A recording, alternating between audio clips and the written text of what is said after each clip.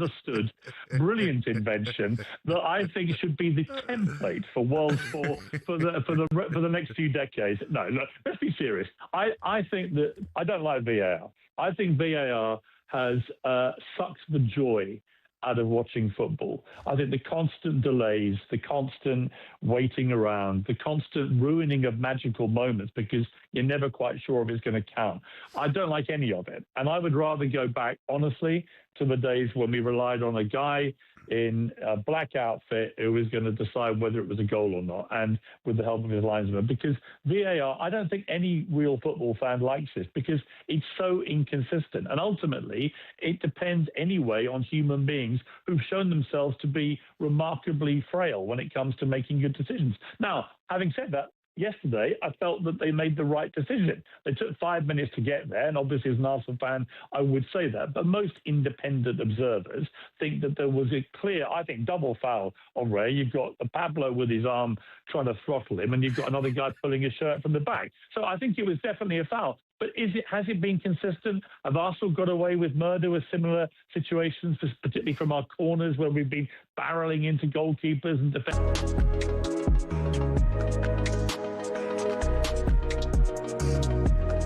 talkSPORT Sports Update, powered by the Nissan Van range, supporting van owners to get the job done. Search Nissan Vans or head to your local Nissan Van Centre. With your headlines at 2 minutes past 10, I'm Nick Ellaby. Good morning. After Southampton beat Middlesbrough to reach the Championship playoff final, both sides still await the outcome of an investigation into Saints' alleged spying. talkSPORT's Henry Winter told Annie Goldstein on Breakfast, if guilty, Saints should be kicked out. What else are you going to do? Fine them. We know the fines are irrelevant. What are you going to have, a points deduction? Well, the chances are they could go up to the Premier League, so it won't affect them. Following his side's tense 2-1 extra-time win, Saints boss Tom Dereck walked out of the press conference. It's never easy to then find your way back into the game, and I think the performance of the players speaks for itself. Are you a cheat? Thank you very much. Let's show some respect. The League One playoffs continue on talkSPORT 2 tonight as Stockport hosts Stevenage. Now, it's reported a number of Real Madrid players are not in favour of Jose Mourinho's expected return, but our reporter Ben Jacobs says President Florentino Perez will have the final say. Right now, I can tell you there's virtually an agreement in principle to bring Jose Mourinho back. And we'll have to see what those ramifications are, because there's so much to fix at Real Madrid after a season of no silverware. Now, the man responsible for one of England's most memorable team talks has suggested how to get the most out of Harry Kane this summer. I wonder if there's an argument for not starting Kane and bringing him on, knowing that these games might go to extra time and penalties, which is absolutely... I'm sure rotation. Absolutely. Yeah, but not starting your captain is a huge call, so I'm not sure this is something that they'd ever do. James Corden told talkSPORT Breakfast he'd like to see Bellingham as Kane's backup. You can watch that chat back on the talkSPORT YouTube. And Jamie Carragher has been announced as an advisor to non-league side Marine. He lives nearby in Crosby. Carragher calls Marine a proper community football club. More at talksport.com. talkSPORT News. The bodies of 3 women have been pulled from the sea at Brighton Beach, and Wes Streeting was in and out as Sakir Starmer clings on in number 10. More with Emma at past. talkSPORT weather with QuickFit. The tyre transfer window is hotting up, and we've signed a multi-generational talent with Continental Tyres. Visit quickfit.com and book today. A blustery and cool day with a mixture of sunshine and showers. Those showers heavy in places, a risk of hail and thunder, especially in the east. Chris O'Dowd! When you get the offer to be the voice of a sheep... Yes, you can only dream, really. Kelly Riley and Cole Hauser! Well, how much of Rip does your husband in real life have about him? I mean, yeah. He's a man. He's a dude. Kirsty and Phil! Can we talk about one other thing? Talk about loads of things. It's an interview. Wake up, it's a beautiful morning.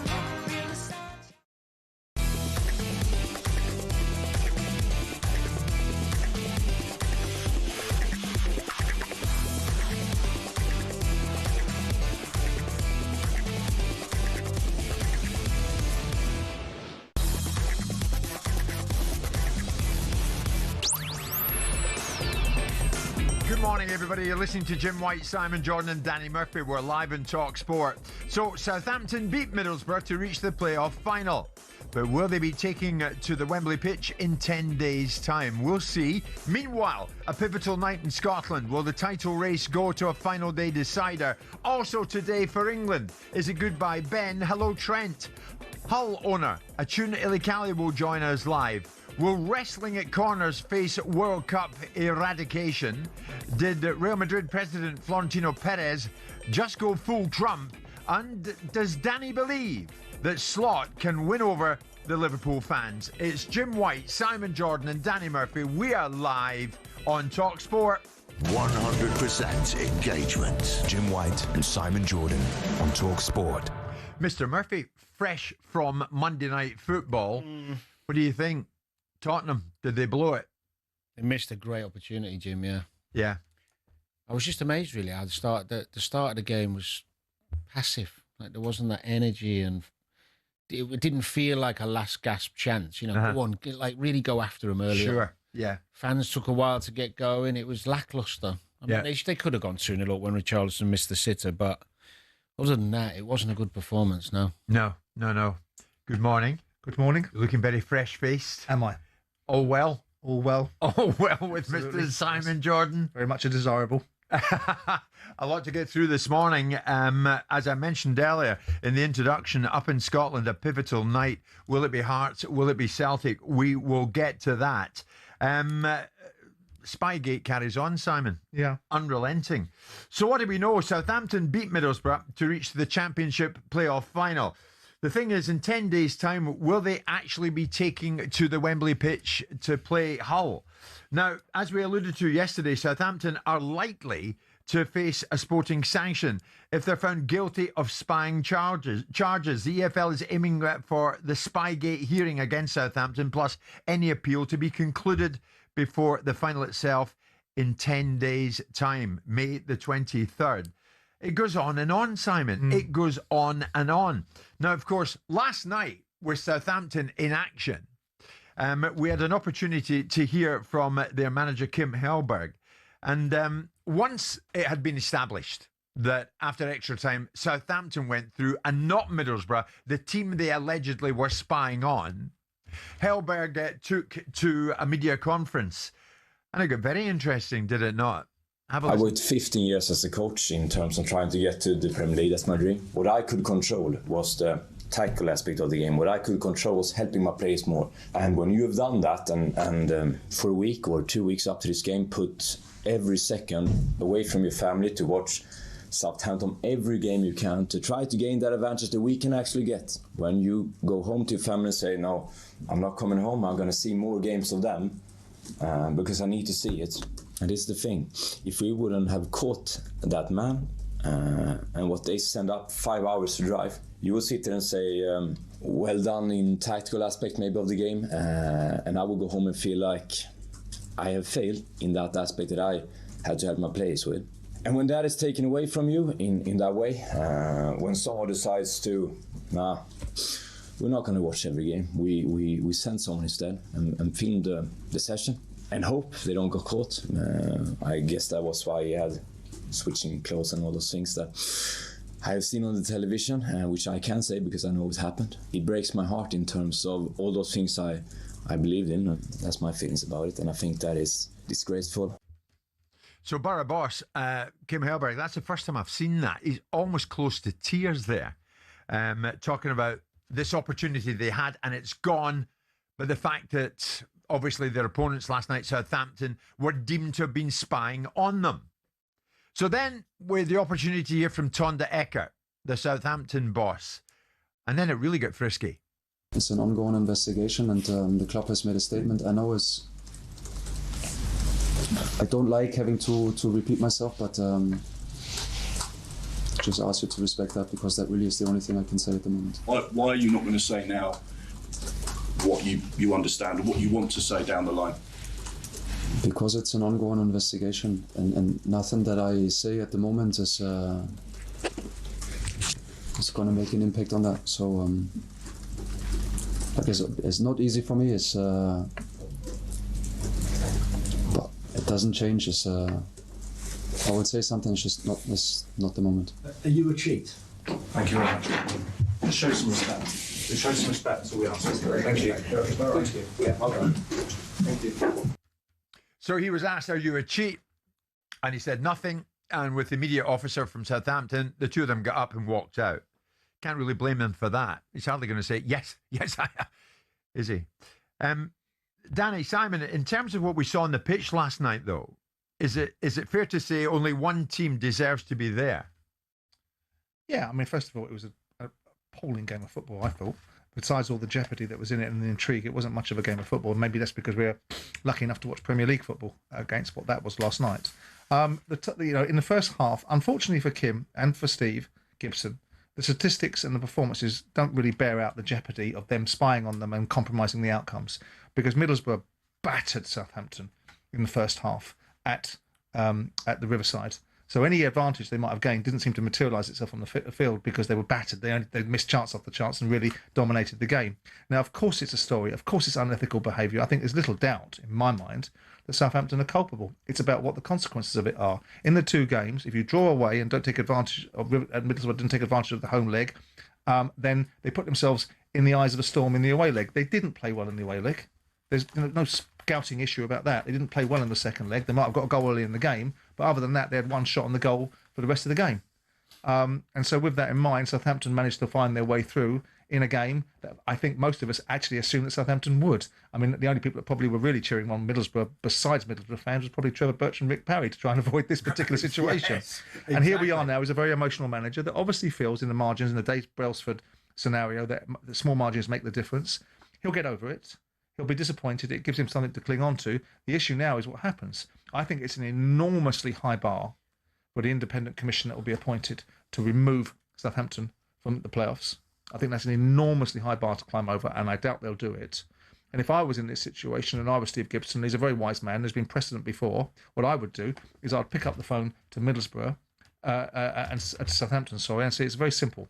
I will provide the most robust evidence I possibly can and make your life as miserable as I possibly can and try and get you sporting sanctions, or we do a deal and I drop hands and you compensate me for the challenges that you put yourself in the middle of because of your behaviour and the compromise that I've had to have as a result of it. So what kind of compensation? Well, you give me 10% of the money that you get for going into the Premier League and we'll drop hands.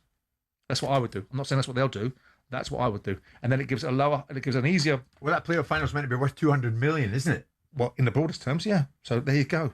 You put yourself in a situation, or you go to an independent tribunal and you take your chances and you see what happens. And if you get booted out of the playoffs, then I'll have your spot and I'll have the 200 billion quid. So you do a deal. Everyone drops hands. It's not ideal. You're a cheat. We know you are. You know you are. It's unethical. I personally believe. I don't know what Danny thinks, and Danny, you jump in any time you want, mate. I don't think it affects the performance of the players on the field. I think if you look at the two statistics, I think if you look at the two games, Middlesbrough should have won that game at Riverside. They outplayed Southampton for the majority of it, and they don't think they really turned up. Well, from a football, St Mary's. But if you think you've got a strong case, Simon, why would you drop hands? Because I'm a commercially pragmatic man. Why do you do deals on the steps of a court case? Why do people drop hands in most? Because they take a view. There's always a risk. There's no guarantee. You walk in there and you go, the previous sanction was 200 grand. The rules have now been put in. They give us that sanction. What's the sporting sanction going to be? 6 points next time you're in the Championship. What use is that to Middlesbrough? There's a message there. Is that not a form of blackmail? Of course it's not. Listen, to help you out this difficult situation, give me a bunch of money. It's a commercial negotiation, and that's what happens. Everybody drops hands in commercial negotiations because that's the way it works in the real world, not in the idealistic, moralistic Although it's wrong, or it is unethical and morally, wrong. It's against the rules. It's against the rules, yeah. It is, So they deserve punishing. From a footballing perspective, Jim, I would suggest 90% of the games I ever played in, we knew exactly how they were going to set up. Footballers talk. I mean, Liverpool, the training ground at Liverpool for all those years, when they were dominating Europe from late 70s, early 80s, when I was playing, you could stand on a crate and watch the training every day. You could watch the set plays, you could watch what you like. Yeah, but it's a bloody liberty. It is a liberty. No. They're recording it and filming it and sending it back. It's a liberty. It is, and I think they should be punished. But what I'm talking about is the impact on the pitch. When you set up against the team, generally, you've seen every which way they've played in the last 3-4 months. Yeah. The only little tiny advantage you might gain is if someone's fit or not fit, which you'd know anyway, because the lads all know each other. You'll know that the morning of when you get to the ground. Maybe set plays could be a tiny little thing. But the impact of what they did, although it's wrong on the pitch, as Simon said, the evidence of the game tells you there was no impact. The players, it's like you're giving players information on what went on a training pitch. This might. But what happens if it's proven, Danny, that this wasn't just on one occasion? There were multiple cases of this. And Simon, the talk of whistleblowing, it makes you question the 18-game unbeaten run from January to the end of April that Southampton went on. But no one else has reported it. No one else has made a song and dance about it. A whistleblower doing their bit is up to them, right? But no one else has come forward and actually made a claim, right? So in this instance, if you're Middlesbrough, you're the lead claim. There is a risk profile here. We have seen it. The rules have provided historically, because it wasn't rules before, 200 grand, right? So a sporting sanction comes into play. If they give them 6 points next time they're in the Championship, what bleeding use is that, right? So if they give 500 grand fine, what use is that? Don't go to Middlesbrough. So if you're Middlesbrough, you go, there's a distinct possibility that we can make your life a bit miserable and adverse publicity, and maybe your manager gets a proper smack on the backside or even gets sacked as a result of it. Don't benefit us. The way that we can probably give some doubt in the situation is we're going to really push hard for a sporting sanction, knowing there's a possibility we're not going to get the real sanction we want, which is you kicked out of the playoff final. So we'll do a deal with you. That's the sensible way to play it. Right. That's the sensible way to play it. Now, if you really want your pound of flesh and you don't want to play sensible, then okay, you get them a black mark and they get 6 points the next time they're in the Championship and they get £1 million fine that goes into the league. Whoa, that was wonderful for Middlesbrough. It might well be, Danny, that in the next 10 days, Southampton get elbowed out and Middlesbrough are back in. No chance. Is that how you would wish to get to a final? If you're a player, do these Middlesbrough players want to show up at Wembley for a final under these circumstances? You take it, but you don't want it. I mean, the Middlesbrough players know over that last night they weren't good enough. I mean, it would be... You'd take it. Yeah. But it wouldn't feel as... But of course you'd take the all day. Yeah. I don't think that will happen. It's like saying if you're an international footballer, someone gets injured in the game and you get called up to the squad as a replacement, would you not go because you got picked originally? Well, I mean, they're going to be looking at all sorts of evidence in the next 10 days. The spy, unquote, reportedly had professional surveillance equipment complete with a microphone to record voices and technology to live stream the footage back to someone watching remotely. On the soundtrack from Mission Impossible. So it was getting fed back to Southampton, by all accounts, and they were looking at everything they could look at. So they had a serious window into what Middlesbrough were doing. Ridiculous. So if that is the case, and if Southampton are proven guilty here, should they be chucked out of the playoffs at this stage? Should they be denied the opportunity to show up at Wembley and play Hull? You tell us. 03717 223344. If you're a Borough fan only getting home from last night, because bear in mind this was down the south coast last night and you had a hell of a journey back, what are your true feelings this morning? Are you hell-bent on Southampton, who beat you last night, being chucked out before they even get the chance to go to Wembley? 03717 223344 81089.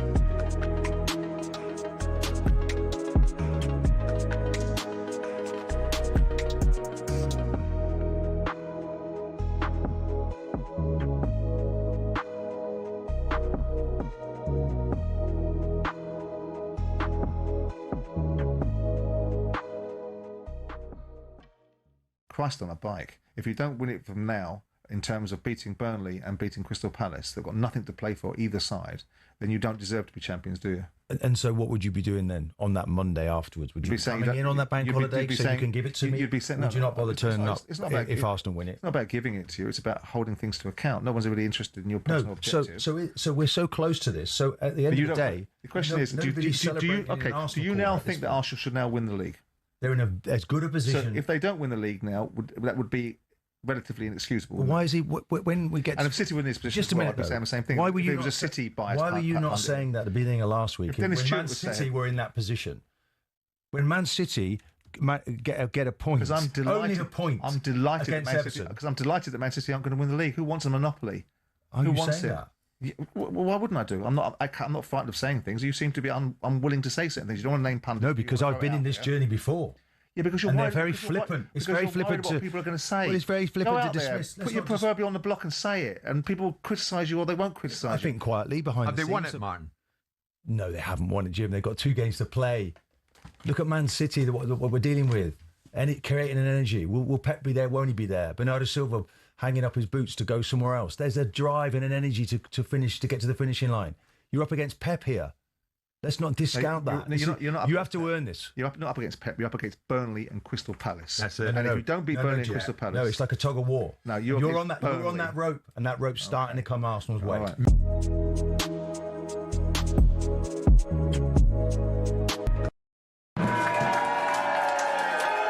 Chris O'Dowd! When you get the offer to be the voice of a sheep... Yes, you can only dream, really. Kelly Riley and Cole Hauser!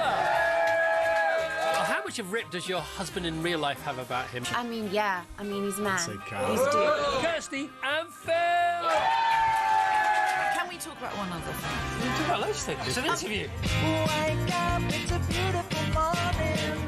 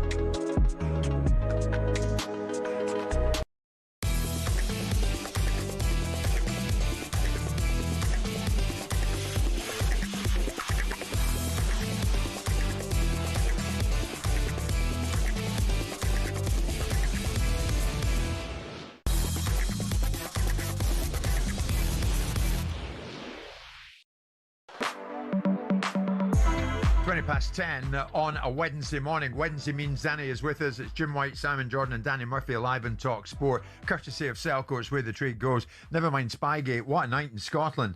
Hearts host Falkirk tonight. Celtic travel to Motherwell. If Celtic lose and Hearts win, Hearts are champions. Any other permutation takes it to the final day of the season, where Celtic host Hearts at the weekend. Good God, you couldn't make it up, could you? It's so exciting. It is terrific, that. What a title race in Scotland. What a situation Southampton have got themselves in down here. Because last night, yet to their credit, at St Mary's, they won their championship playoff semi-final second leg after extra time. And they, and not Middlesbrough, head to Wembley to take on Hull in the final, the richest game in football, as to see who gets to the Premier League. But it's all been eclipsed by this Spygate situation, and it's not going away. It is very definitely not going away. Southampton are in the mire at the moment of this. The microscope has very much gone from a little Spygate situation onto them for what they're alleged to have done. They were spying, allegedly, on their opponents, Middlesbrough. The thing is, have they spied on anybody else? If so, who else? And what might the punishment be? So if proven guilty, should Southampton be chucked out of the playoffs? That is the bottom line question this morning. Let's get to the calls. There are so many. Lewis, big Southampton fan, good morning. What do you feel about this, Lewis? In all honesty, where do you stand in it?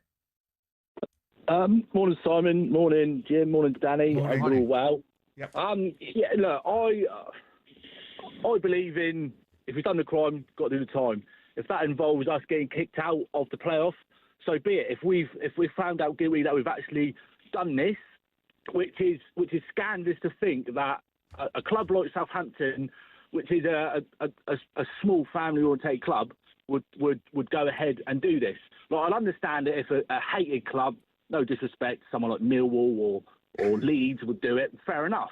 But for someone like Southampton to then do this, it's just mind blowing. And if we've done it, we've got to hold our hands up. Yes, we've done it, and face the consequences. If that involves getting kicked out of the playoffs, so be it. It's quite refreshing, actually. I actually think it's a bizarre way of behaving because the gain is so small. It's such a small gain. I mean, even if they didn't even get one. Yeah. It's bizarre. I mean, I'd love to get to the bottom of it and know who instigated it. Lewis, do you think you speak for other Southampton fans that you're being so pragmatic about it? If we've done wrong, we deserve to be kicked out. Do you think others think like that? No, I don't think so. I don't think so, because I was speaking to the lads yesterday when I was up the game, and they were saying that other clubs have cheated in different ways. For example, the financial fair play stuff. People have cheated to get players in who they can't afford, who then gained advantage on the pitch for that player to then go and score a winner, send the team up, send the team down. It's, people are saying it's sort of the same situation. The only advantage we would have got from the situation watching it is maybe a penalty shootout. We would have saw which players would put in their penalties, which way the keeper would dive on certain penalties. That's the only advantage I would have seen. Because like Danny said earlier, we've seen the games all season. The analysis people would have watched the games all season. So the only advantage we probably would have got is a penalty shootout. Wow. Obviously, okay. Good call, actually, Lewis. Thanks for that. John's a Middlesbrough fan. Morning, John. Morning, guys. Hiya. Good morning. So what's your thought? You didn't make the trek, did you, last night? No, I didn't. I had work this morning, so I wouldn't have got back in time. But okay. Do you want Southampton kicked out if this is proven if they're proven guilty? I mean, it's not whether I want them to. I think the fact is here is that the consequence of breaking the rule has to match the overall consequence. I mean, we didn't lose the tie because they've spied on us. We lost it because ultimately they were the better side. However, notwithstanding, there is a rule. Now, if that had happened during the league season, a points deduction is, I think, a fair fine for doing that. But you can't have that in a playoff final. So surely the only consequence would be that they forfeit their position in it, because, as Simon's already alluded to, if they then go on and beat Hull, where's a points deduction sit? It doesn't. How does a financial hit? It doesn't. So surely for the playoff situation, it has to be that you forfeit your position in the playoffs if you are found guilty of spying. John, you've made the point well, and he's constructed it well, Simon, hasn't he? Yeah, I mean, that's a very high bar, I suspect, for the independent panel to climb over. And I doubt that they will do. I mean, you can make the argument that the situation surrounding Manchester City, that have won Premier League title after Premier League title with very, very serious allegations being made against them. Chelsea. And now we've got no consequences at this moment in time and nothing that's going to be readdressed. Yeah. So unfortunately, the real circumstance that becomes more prevalent is the timing of this. I want to see, and clearly what the Middlesbrough fans will want to see, is a pound of flesh. They didn't lose, as they rightly say, as the caller rightly says, and we've spoken to it ourselves. They didn't lose this tie because of scouting. Scouting's opened up an opportunity for moral outrage and confected outcomes in terms of people's attitude towards it. But there has to be some material benefit to Middlesbrough in a consequence to Southampton. Yeah. Now, I don't see that being a forfeiting of the playoff semi-final. Then it has to be something else, and it has to be economic in the benefit of Middlesbrough, not to the benefit of the EFL and the Pyramids. Simon, let's hear from Southampton fan Grant, who will take us to 10:30. Grant, this morning, what do you make of what Simon is suggesting here, Grant? That at the end of the day, if you're found guilty, it might have to be a big fat payment made by Southampton to Middlesbrough in order for Southampton to progress. No, it makes a lot of sense, right, to look at it from that perspective. I think, to be honest with you, it's a load of nonsense from us in the first place. Like, I don't agree with it. Like, it's not helped the club in any way, shape or form. However, I would look at it from Hull's perspective, because Middlesbrough are saying, well, we've prepared a certain way for the first leg, and we've now had to change our tactics. Well, Hull, if they're preparing for Southampton, 3-4 days before the game, it gets changed to Middlesbrough, then it's pot kettle, right? It's going to be the same thing for Hull. So it's going to be no different. Yeah. I think the ramifications of it, the rules need to be clarified. The EFL should have thought about this way in advance since the Leeds situation. All right, what are they? Take 6 points of us. Well, we're still in the playoffs either way. I mean, Grant, in June 2019, after the spying incident involving Leeds and Derby, it specifically makes it an offence to observe another club's training session within 72 hours of a match between the two clubs. Granted, so what is the outcome of that? What happens off the back of that? A points deduction or a fine? Well, that in essence is the debate. Should it go to a sporting sanction? There's a menu of opportunities for the independent commission to review the length and breadth of the offence, how detailed and how much data they've got, and how abuse-led it is. Right. And then they can deploy sporting sanctions. What you're saying, and quite right to say, is that there should have been foresight. So what happens if this lands in a playoff? Because we know what happens in a regular season now. We know that they can give them points and a financial penalty. Yeah. In this situation, they can't give them points, only in advance of them returning to the Championship if they win the playoff final. Where could Southampton go if they get thrown out? Could they challenge that quickly? I would imagine they probably would, yeah. Oh, they can appeal. Yeah. No, but you're talking about what, 9 days? We'll get into that shortly. Grant, thanks for the call. Thanks for the callers. So I would suggest that you keep listening, because financial expert, yes, but also legal expert, Stefan Borsten is about to join us, and he'll explain to us exactly how this could play out in the courts. It's 10:30.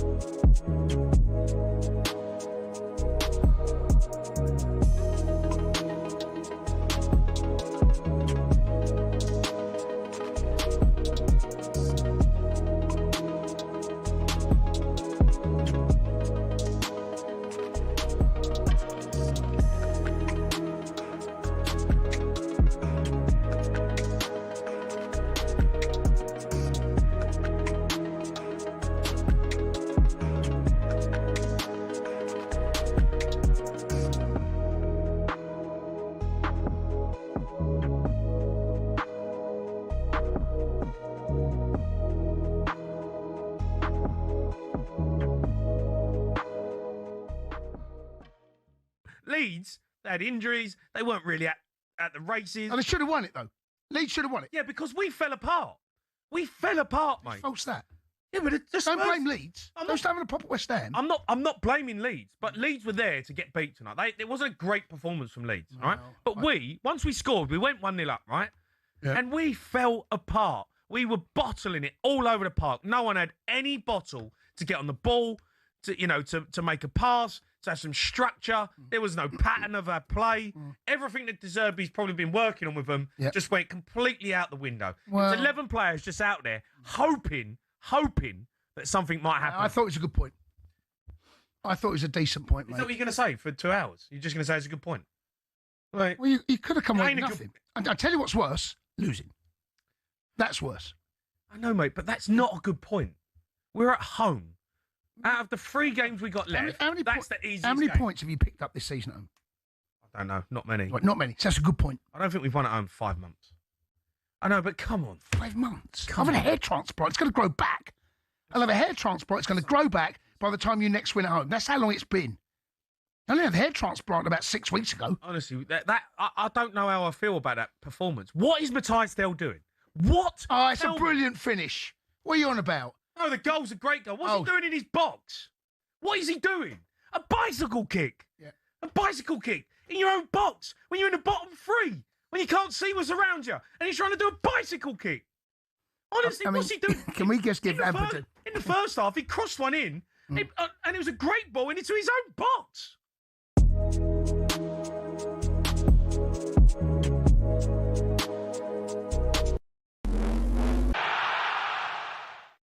Southampton could still be kicked out of the Championship playoffs despite a tense 2-1 extra-time win over Middlesbrough.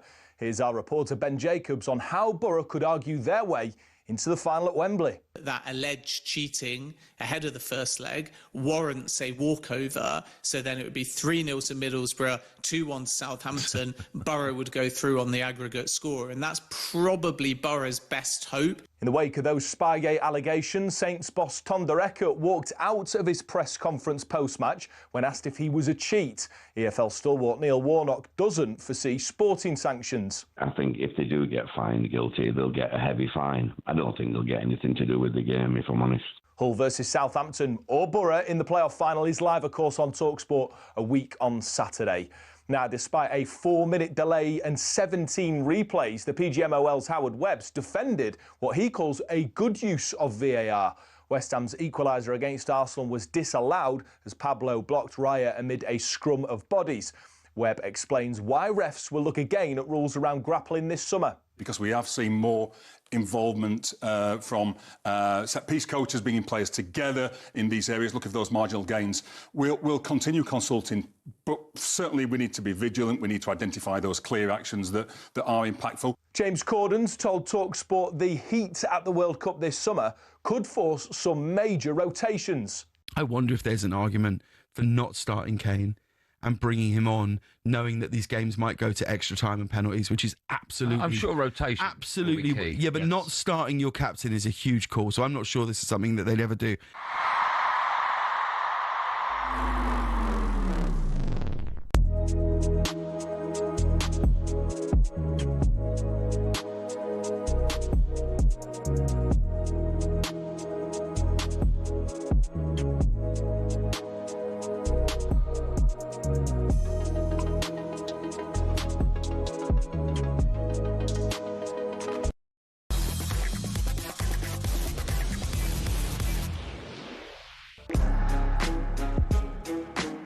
Good morning, everybody. Just gone 10:30 this Wednesday morning, the 13th of May, mid-May. Can you believe it? It's Jim White, Simon Jordan and Danny Murphy. We're with you all the way through until 1 o'clock. A lot to get through. Absolute chaos in Real Madrid. Is Jose Mourinho really heading there? It would seem so. It would seem so. As we alluded to yesterday, Southampton are likely to face a sporting sanction if they're found guilty of spying charges. As a result, they could end up being thrown out of the playoff final to be replaced in that final by Middlesbrough instead, the team that they put out last night at the semi-final second leg stage.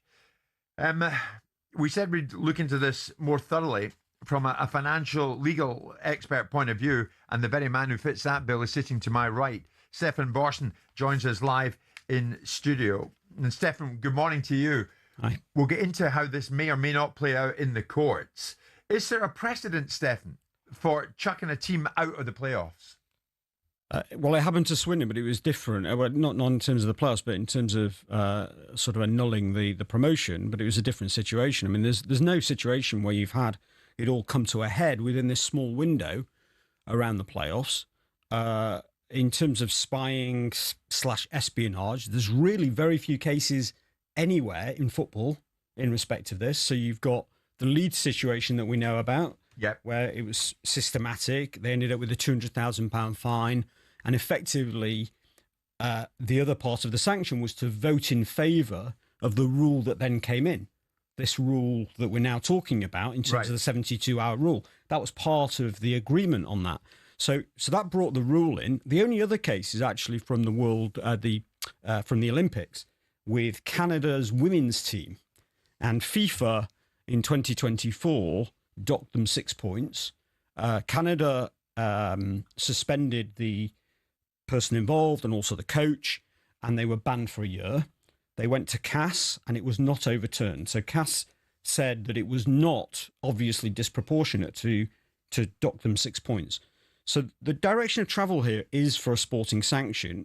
The level of certainty that's in some of the media, I think in particular the Times wrote that there's an expectation that there will be sporting sanction.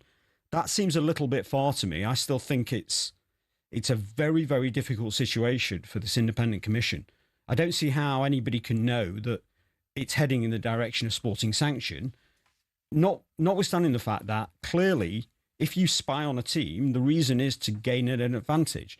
Now, in the Canada case that I just mentioned, their defence, Canada's women's team's defence, was everybody does it. So this is not that big a deal because everybody's at it. And it's the difference between winning and losing. So they sort of had it both ways.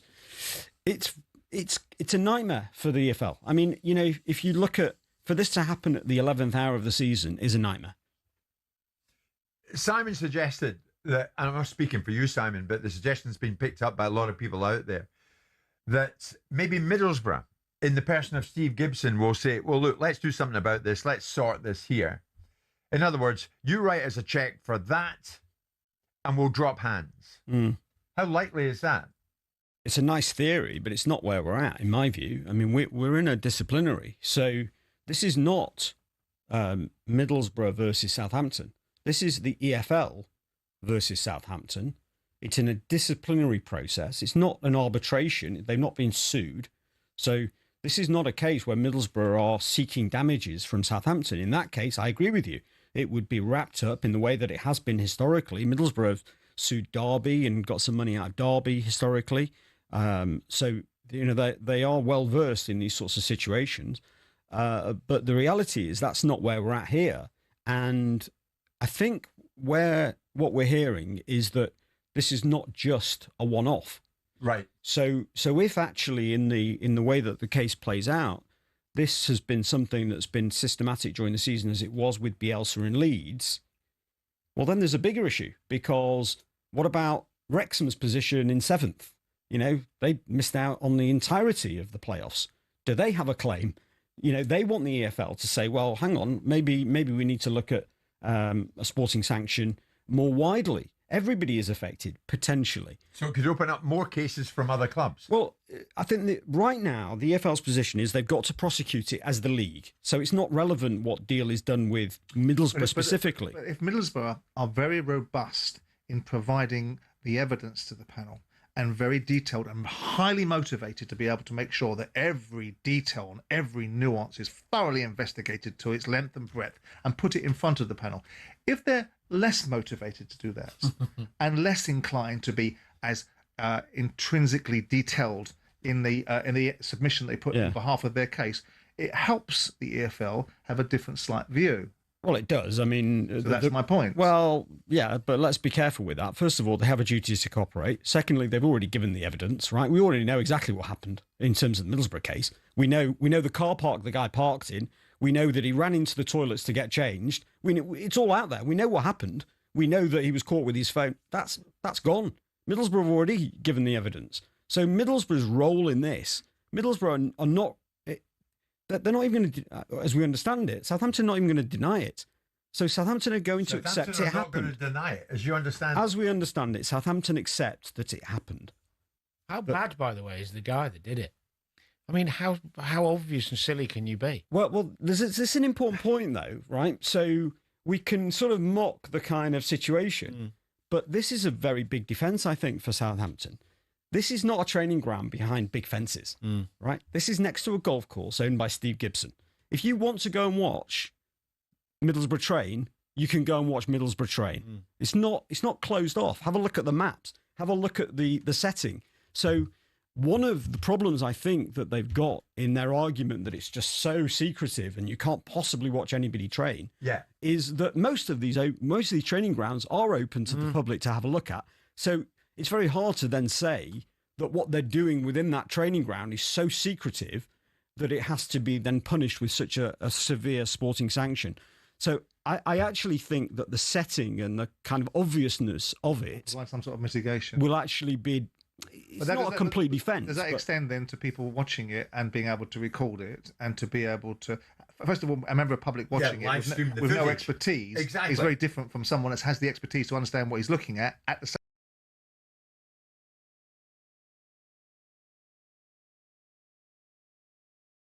So that's why they're there in the first place. And just to be clear, Stephen, Southampton, as far as you gather, are not denying it. They're not denying that this spying actually took place. I mean, it's very hard. How could they deny it? He's been caught red-handed. So many people want to join us. Why not now? Phil, big Southampton fan. Good morning. What do you want to say? You've heard Stephen. We're learning more about it. We're learning more about what the end up to the whole thing might look like. What's your take on it, Phil? Well, as a Saints fan, I'm reeling in embarrassment this morning, but I just feel that you just cannot blame the players. The players aren't the perpetrators. They've been working hard all season to get to this. Every professional player probably wants to play in the Premier League.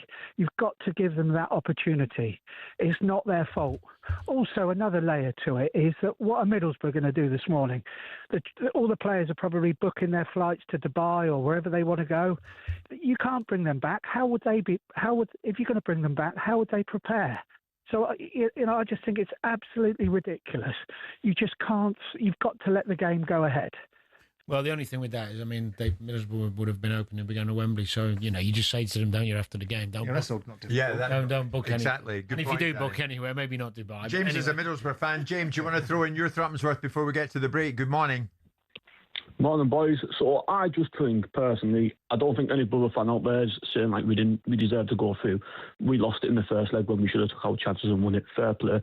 I think the EFL have got to made a rod for their own back, personally, as per 7 years ago. We could have just settled all this and said, if you are found guilty of this offence going forward, if it's mid-season, we're going to detriment your season, we're going to give you a 20-point deduction, or if it's in the playoffs, we'll kick you out.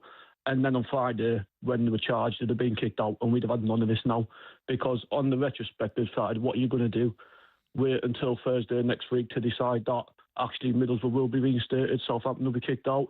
Then Middlesbrough have got the best part of 48 hours to sell 40,000 tickets, get fans, hotels, travel, parking. It's just not going to happen. And I think I'm quite a realist. I don't think we deserved it last night. I don't think they massively deserved it. I think it was pretty even. It was an awful game, let's be honest. I think it probably should have went to penalties. Southampton won it on a freak goal. And if we'd have got knocked out on penalties, I'd have held my hands up and said, yeah, fair enough, not an issue. But like I said, we lost it in the first leg. It was our own fault. I just can't see how you're going to do this going forward. The EFL need to come out and say, Southampton are going to get this fine, it's going to go to Middlesbrough, whatever it may be. At this point, who really cares? We're still not going up, are we? James, that's a pretty realistic view to take of it. Well done, you. When we come back the other side of this break, we'll debate the timescale of all of this. Stay with us.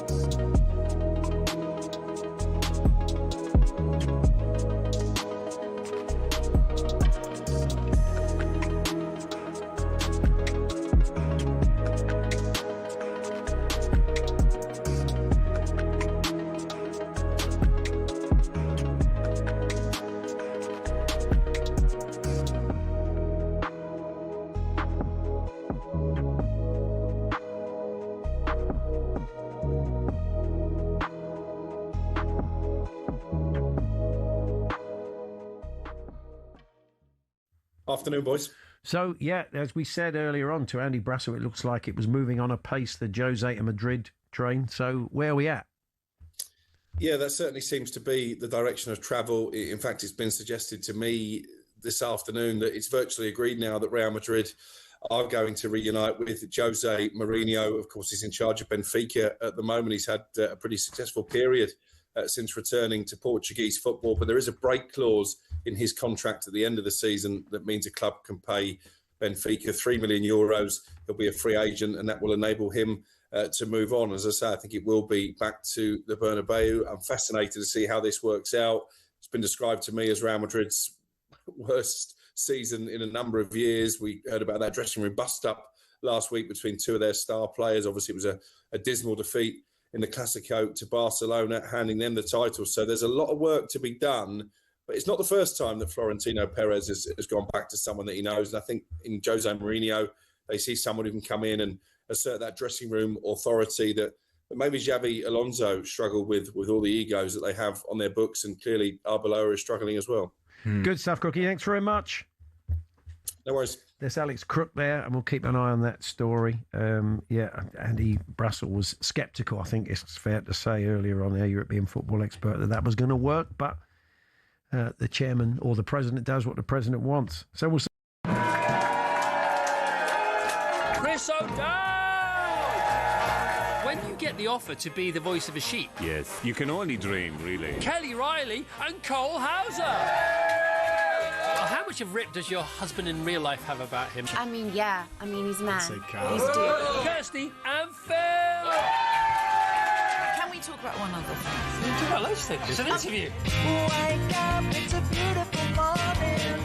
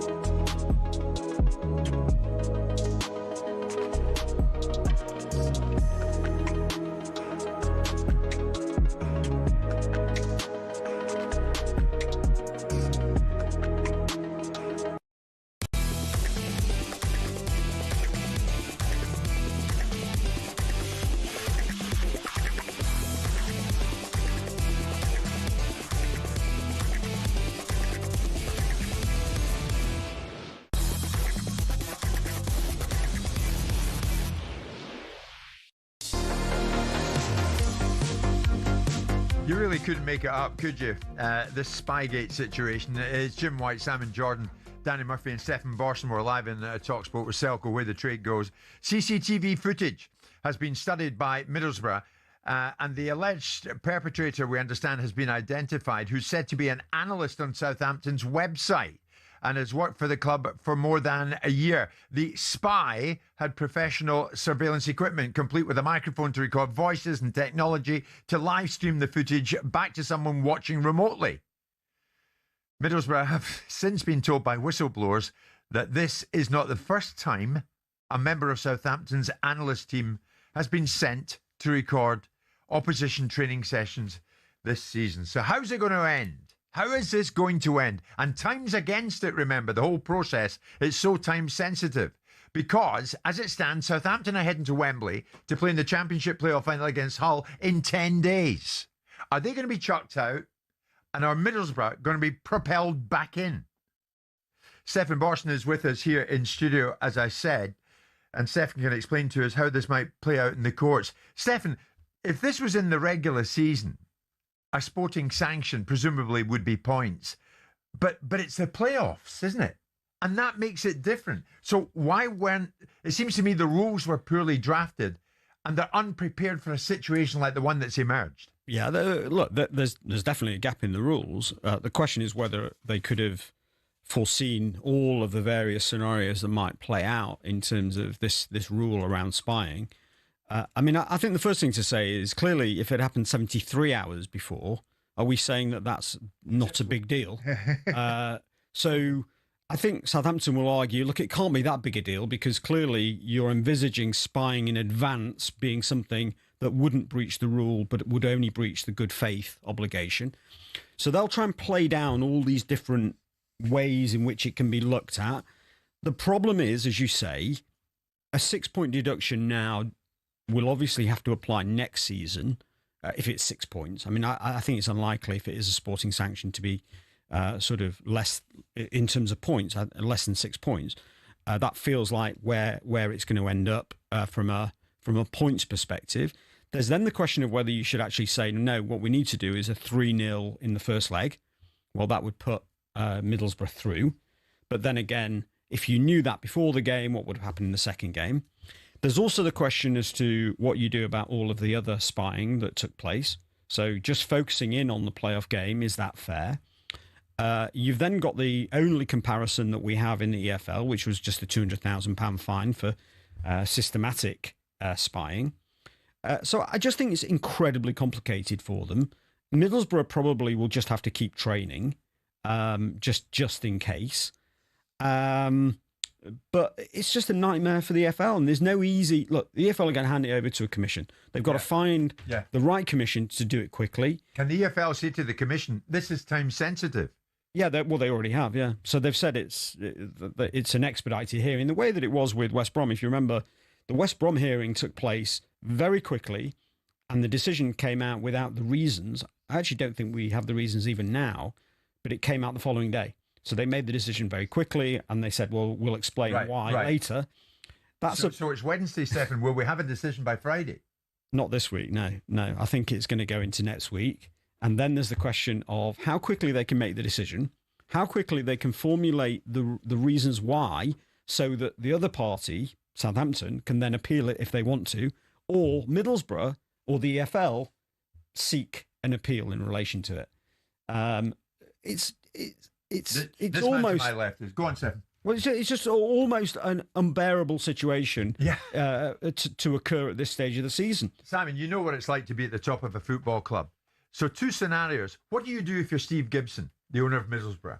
Put my foot on people's throats as much as I possibly can.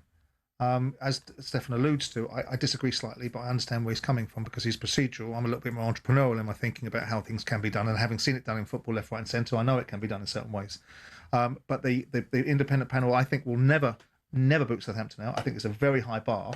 And if I'm Steve Gibson, I'm looking at what I can do post a hearing that goes not as I want it to go. The best case for Steve Gibson, which I don't think is going to happen, is they get booted out. Anything beyond that, I don't think he's going to be particularly happy with.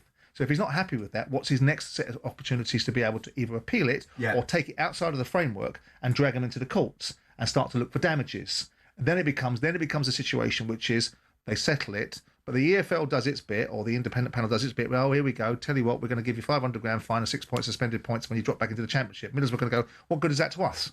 We all know that this game wasn't lost because of scouting. It's an opportunity to be morally outraged. True. If you're dragging Solak, the owner of Southampton, what do you do? Yeah, good question. You let the process fly out in front of you first, don't you? Ultimately, you know the situation. I don't think anyone's going to dispute the fact it happened. People are going to argue about the veracity of the importance of it and what's really likely to be the outcome as a result of it, i.e. what Stefan has alluded to, which is the training ground is not a private environment. People can watch it left, right and centre. Is it really that important? Yeah, but you've got your manager. What do you get rid of him? Does Solak sack Eckert if they're found guilty? Well, that's a moral judgment. Steve, I think Steve Gibson. No, listen. I'm not in that position, so it's difficult for me to answer. But I know that if it was Steve Gibson, I think he would sack the manager. I think he would sack the manager. He'll take a high ground on it and sack the manager because he thinks it's highly unethical for people to behave in this fashion. That's his viewpoint, perhaps not mine. I think you'd stick with him if he got you promoted.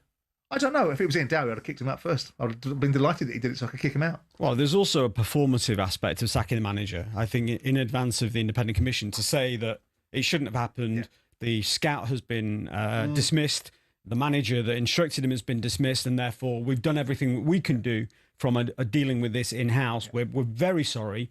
We admit everything, and we'll cooperate with any findings going forward. But that hasn't happened. And I think if that had happened, you might have had a different approach from Middlesbrough. The fact that it hasn't happened, the fact that Middlesbrough have perhaps had dialogue with Southampton and Southampton haven't responded to it and been too busy putting out statements rather than answering Middlesbrough's questions, that's probably enraged Middlesbrough. Yes. The Middlesbrough's issue on this is even if the independent commission says that we think that there's a potential of a sporting advantage that's been accrued over the season from spying on other teams, they would still have to show within an arbitration that it actually affected them. And it's pretty hard to show that. So the loss of a chance claim is going to be pretty small anyway. I'm looking at all sorts of messages coming in, Stefan. Stefan's going to stay with us the other side of 11 o'clock. But one of them being, how can spying equal a sporting sanction anyway? Yet Chelsea facilitating transfers in the Abramovich era through illicit payments to agents equals a fine. It's a good point. It's a well, look, the starting point is let's forget about Chelsea for a minute, which people don't usually hear me say, but forget about Chelsea and concentrate on the spying. They did it because they thought it was going to have a sporting advantage, right? Otherwise, you wouldn't do it. Right. So let's not be silly about it. You spy because you think it's going to help you win the game. So that is the very definition of trying to gain a sporting advantage. Whether they did or not is not the point. Chelsea in the Abramovich era acquired those players to give them a sporting advantage. Yeah, well, we've talked at length about how fortunate Chelsea were in the approach of the sanction agreement, and we'll see what the FA decide to do about the Chelsea Abramovich situation. It does, I think, and we've discussed many times, on the face of it, it does appear that Chelsea had a sporting advantage from their actions in that period.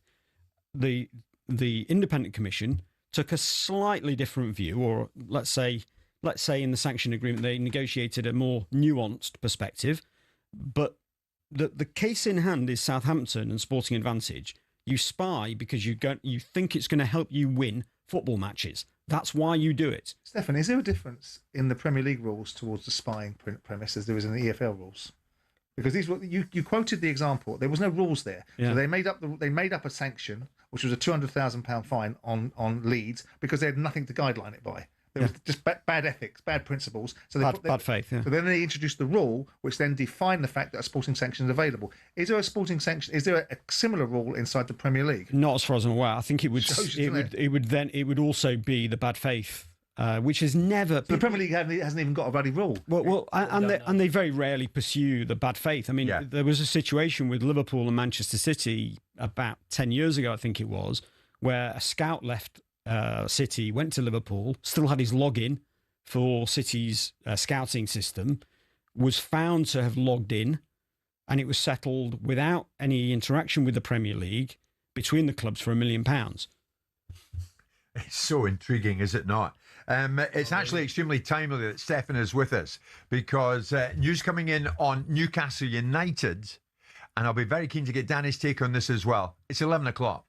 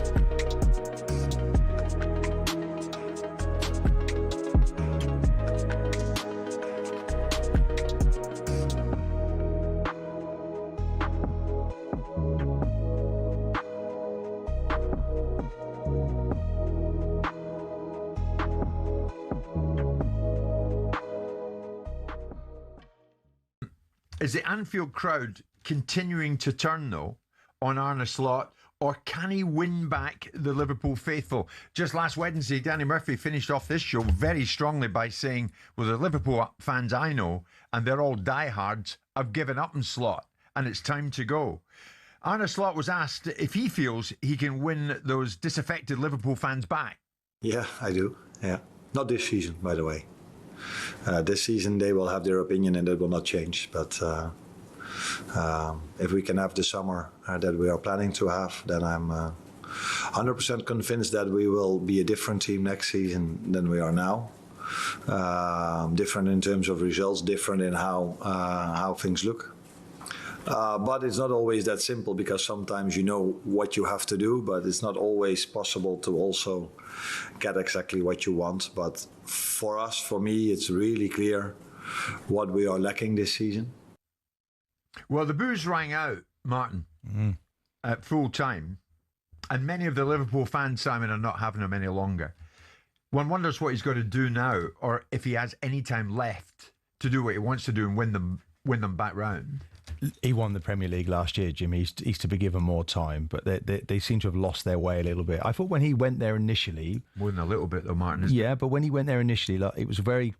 I used to say crazy Klopp, but I really liked the energy that he got going.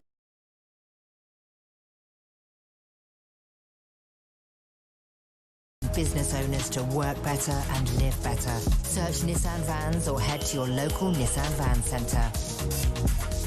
With your headlines at 3 minutes past 11, I'm Nick Ellaby. Good morning. Simon Jordan.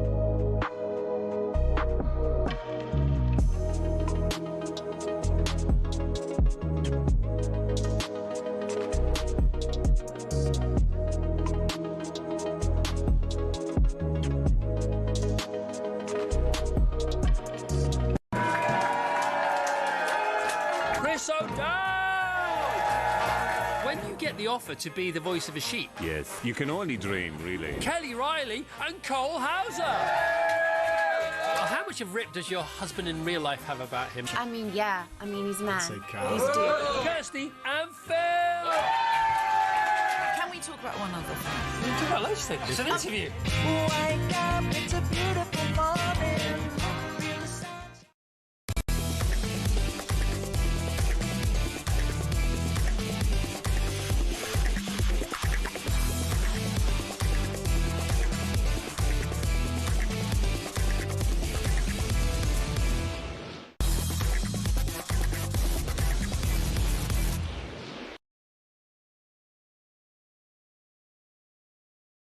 Wednesday morning, 6 minutes past 11 o'clock. It's Jim White, it's Simon Jordan, and it's Danny Murphy, and we are live on talkSPORT, live on your TV as well. You're all watching us these days, and we're thrilled about that on Samsung, Apple TV, even Prime Video. Whatever you want to watch the show, we are here for you, here in the studio on the 17th floor of the News Building at London Bridge. Stephen Borson, financial and legal expert, is sitting to my right and has stayed on for a reason which we will get to. So much to get through as well from now and 1 o'clock. Massive night in Scotland. Who's going to win the Scottish Premier League? Will it be Hearts? Will it be Celtic? We'll get to that in the fullness of time. In the meantime, talkSPORT understands that Anthony Gordon has agreed terms with Bayern Munich, but there remains a significant gulf between Bayern and Newcastle after the clubs began talks. Newcastle said to be seeking 75 million plus. There's optimism the club's valuation will be met given the volume of initial interest. Arsenal apparently also appreciate Gordon, while Liverpool hold a historic interest in the player, but are not expected to enter the race. So it looks now that Gordon is going to head to Bayern Munich and join up with the likes of Elise and Harry Kane. Danny is a player we know Bayern have had their eye on for a while, and now it's moving apace, it seems. What do you think? I'm a little surprised. I mean, I like Anthony Gordon. He's got great strengths and qualities. His consistency is a problem. He's had that wonderful run in Europe this season, but a lot of penalties. This is his highest scoring season. But when you look at where Munich are at, I don't think he threatens the 11. He's not on Diaz's level or Elise's level. So from a footballing perspective, I'm looking at, of course, he's going to, if it does happen, amazing contract, they'll pay him more than he's on at Newcastle. He's going to a club who are more likely to win things. Sure, but you doubt his Bayern Munich level? Or this current team They're going to play 60 games, so he'll get games. Yeah. But in the bit, he's not on the same level as Luis Diaz. And he's, 3 years younger? Right. So unless Munich have got some sort of plan, or Elise is off somewhere, or Diaz is off somewhere, okay, he's got confidence in himself, fine. I'm sure he has. He's that type of lad. But from a footballing perspective, as a player, I'm trying to look at it from his point of view other than the financial gain. You're going to be sitting on the bench. Proved to be good moves, Simon, for Kane and Elise. Might it prove to be a good move for Gordon? Yeah, I mean, Bayern Munich is one of the elite clubs in Europe, and they had a stutter step for one season. And other than that, they won the Bundesliga 12 or 13 years in a row. So for those players going into a competition to win something, fantastic.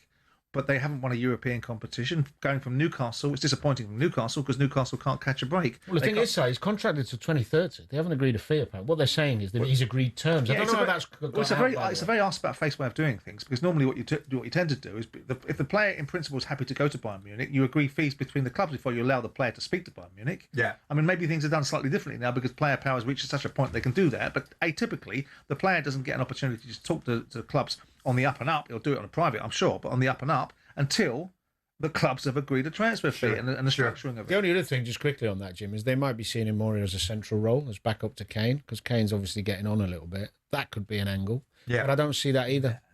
What we do know, Seth, no European football for Newcastle next season. So it might be Gordon and XYZ else. There might be a few of them on the move there. Well, I don't think that's. I don't think they need to sell lots and lots of players. It depends what we're talking about. Whether we're talking about cash, whether we're talking about compliance with PSR, whether we're talking about whether going directionally as a football club. Are they compliant with PSR? I think they'll be fine in terms of the PSR for this season. Of course, it's the last season. I think they'll be fine because they obviously have the massive profit that they took on the Isak deal. The consequence of selling Isak and buying 4 or 5 players to replace him, of course, though, was that your amortization bill goes up. And the amortization bill is important for the successor to PSR, which is this SCR, the squad cost rules and the squad cost ratio. They obviously don't need to worry too much about it from a European perspective. Almost the worst case scenario right now for Newcastle would be accidentally qualifying for the conference in this last couple of games. That would be bad news for them from a Premier League perspective, because it would take their revenue only slightly higher. It would give them quite a few games at home, which is obviously good.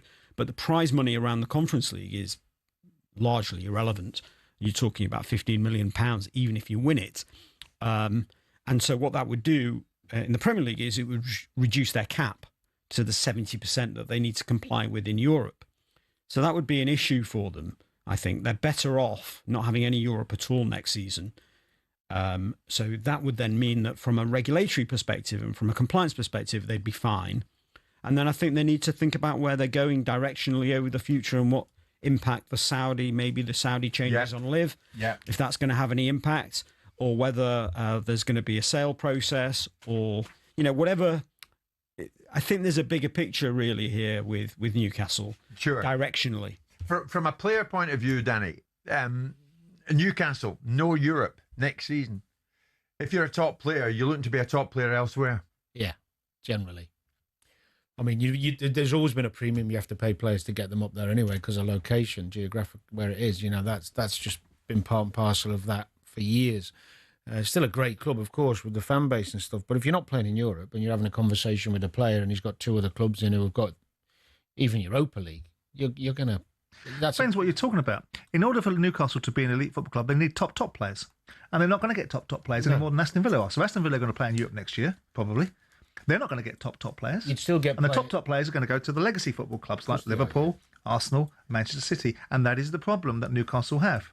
Well, there is one counterpoint to this, which also applies to the sales. There's not that much money around. So Bayern Munich buy Gordon. That almost takes them out of the market. I don't think they're going to buy multiple players at 75 million pounds. Yeah. No. So if Munich are out, then you've got Real Madrid. Well, Real Madrid can always spend money, but they've found a really reliable stream of player off free transfers because of the scale of the club and the quality of the club. They can bring players in for free. Yeah. So they've got a bit more reluctant about paying big fees. Then you've got Barcelona, who apparently can't even afford 30 million euros for Rashford. So they've clearly got some financial issues. Yeah. You've got Atletico Madrid, who, they may spend a little bit. And then you've got the Premier League teams. Yeah. But it's a very, very small market now in terms of the clubs that can spend over £40 million on a footballer. If you look at the last 2 or 3 years, there's almost no business out of Europe above 40 million quid, aside from Real Madrid and Bayern Munich. And, PSG, even PSG have actually pulled down their average spend per player. So there's just not that many clubs that can take Sandro Tonali or can take Guimaraes at 29 or whatever he is. And that's often where they're going. So I understand the argument. But how many? How many can they take? How many can they take? Yeah, but how many players do Newcastle need to lose? They've only got a certain amount of players, 2 or 3 or 4 players. Tonali could, Arsenal take him, Liverpool would take him, United would take him. And have the means to do it. Gordon, if he leaves, there's another one. But from a Newcastle perspective, this is not looking good. Give me areas, yeah. Bruno, you take 3 or 4 of their players and they're a depleted team. Yeah, but from Newcastle's perspective, it makes sense to take 75 million for Gordon. Absolutely, it does. Well, I think that'll be the only very major sale. I think they will try and resist the sales of these other players we're talking about. From what point of view are we trying to say it makes sense? If you don't need the money and you're trying to build a team to be successful, it makes no sense. Well, you send him for 45 million. But if you don't need the money and you're trying to build a team to be successful, you're not going to build a successful team by selling your best players. The idea that Chelsea are building a model to sell young players, it's the team that creates the value, not the individual players. So if you're building silverware and players within the confines of it are going to get you there, how are you going to get to where you want to get to? How is the capital worth of a football club increased by being at the very elite end of the pyramid, i.e. winning the league or being part of an elite faction? How do you become elite part of a faction? By being in the top 6. You don't be in the top 6 repeatedly and endlessly and have value by doing that, by selling your players. Well, you've got doubts that he's an elite player, don't you, Danny? I like him a lot. I just think when you're talking about Munich, one of the best 3 best teams, 4 best teams in the world. Yeah. he doesn't get in it. But who do you buy better then? So if we don't think he's an elite player and we're making the argument, it doesn't diminish the side by actually selling him and a big bag of money comes your way, who do you buy that's better for them than Gordon? Well, I think they'll probably have some ideas on that. There's lots of good wingers. If you've got 75 million, you've got a few choices to make, haven't you? They do need. I mean, but on the from the kind of PSR, SCR, they do need to supplement their financial position, particularly in a non-Champions League season. They do need to supplement it with profits. Even with the ESET. Yeah, because of the way it works on a 3-year average, it's not going to save them completely. Yeah, it helps, but they are going to need to top up. And remember now, because of the way that the squad cost ratio works, you can't do any of the things that you used to be able to do in the Premier League rules. No. So you can't sell. Well, they've already sold it, but you can't sell. A warehouse next to the stadium. You can't sell the women's team. You can't do any of those things anymore. You really, in terms of moving the compliance position, you've got to sell players for profit. Is this new formula then less beneficial than the old one? It's very, very hard for teams like Bournemouth, like Brentford, like Brighton. It's going to put them in a really sticky situation, and it's going to close off all the loopholes that have been used by Chelsea, Villa, Everton, Newcastle. It's going to stop all of that stuff because. So why was it voted on? Was it voted on? Yeah, it was voted on. Bournemouth, ironically, voted against it because they said this is going to be massively unfair for us. Let me put you in a sticky situation before you leave us. 115 Manchester City. Any news? I think it's coming quite soon. Christmas. As in when? But then we have said that before, right? Pre-World Cup. Yeah, my best guess and the kind of feeling in the parties is that it will come at the end of the season. Interesting. Yeah. End of the season before the World Cup. June would be most likely. That's the feeling. Going to hold you to that, Stefan. Well, I'm going to be phoning you every night. Yeah. Well, we'll see. I mean, there's no justification now from a kind of how long it takes to write this up. There's no justification now. This is now ridiculous territory. 18 months to write up a decision in a private arbitration is clearly ridiculous. There's been little things that I've heard that would signify that we are coming to the end of the process of writing it up. Stefan, thank you very much indeed. Stefan Borsson with us live in studio this morning. Manchester United reportedly ready to open talks about Michael Carrick continuing as head coach beyond the end of the season. We'll get into that very shortly. We're live in talkSPORT with Selco, where the trade goes.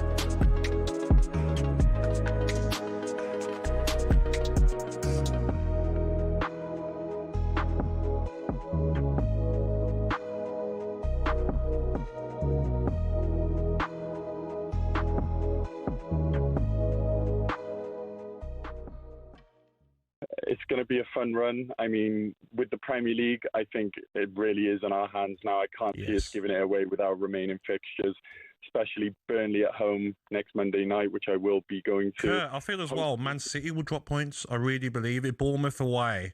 Irio's last game, home game of the season, and they're fighting for Champions League. That's a tough game for Man City. Yeah, correct me if I'm wrong. If obviously Aston Villa go and win the Europa League final, doesn't that open sixth place? Yeah. Yeah. So Bournemouth have got it all to fight for. Because Brighton have got two winnable games behind them as well, so they know they probably need 2 wins. Bournemouth. Yeah, Brighton have been in great form as well. So yeah, it's going to be an interesting one. But guys, I've got to tell you, and I know you guys have probably already been told, but a lot of rival fans listening to this are going to think I'm crazy. I actually, a few weeks ago, had Mikel Arteta's face tattooed on my forearm. No, I don't believe you. I really have. It's on my TikTok page. I don't know if I'm allowed to say the name of it, am I? Yeah, I don't see why not. Yeah, so if for anyone listening, it's called Arsenal.overflow. And yeah, you'll find it on TikTok. It's pinned at the top of my profile. I had Mikel Arteta's face tattooed alongside Thierry Henry and Emirates Stadium in the background, because I do believe in this man. I do believe he is the one that's going to get us over that line, get us the trophies. And once these come in this season, I think we're just going to keep on going. Then I think the next couple of seasons we'll continue winning a lot more silverware.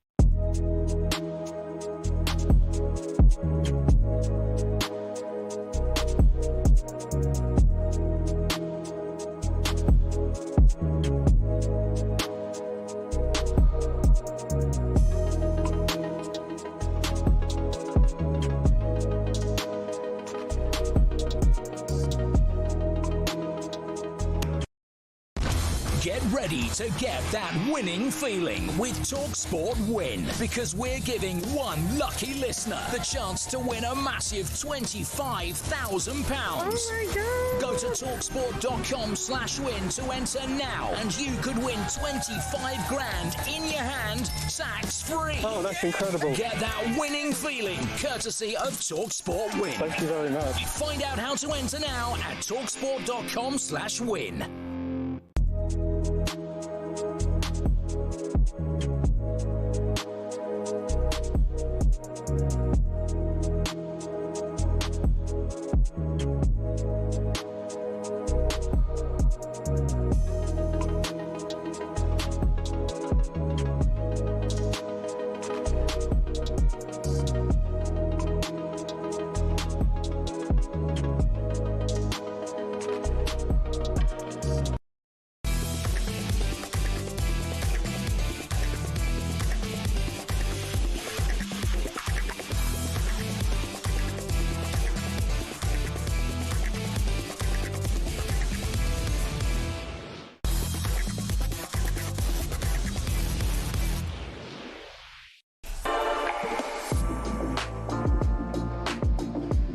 Jim White and Stanley Murphy alongside Simon and myself. We're with you all the way through until 1 o'clock. Simon, the message is still coming in thick and fast about Spygate.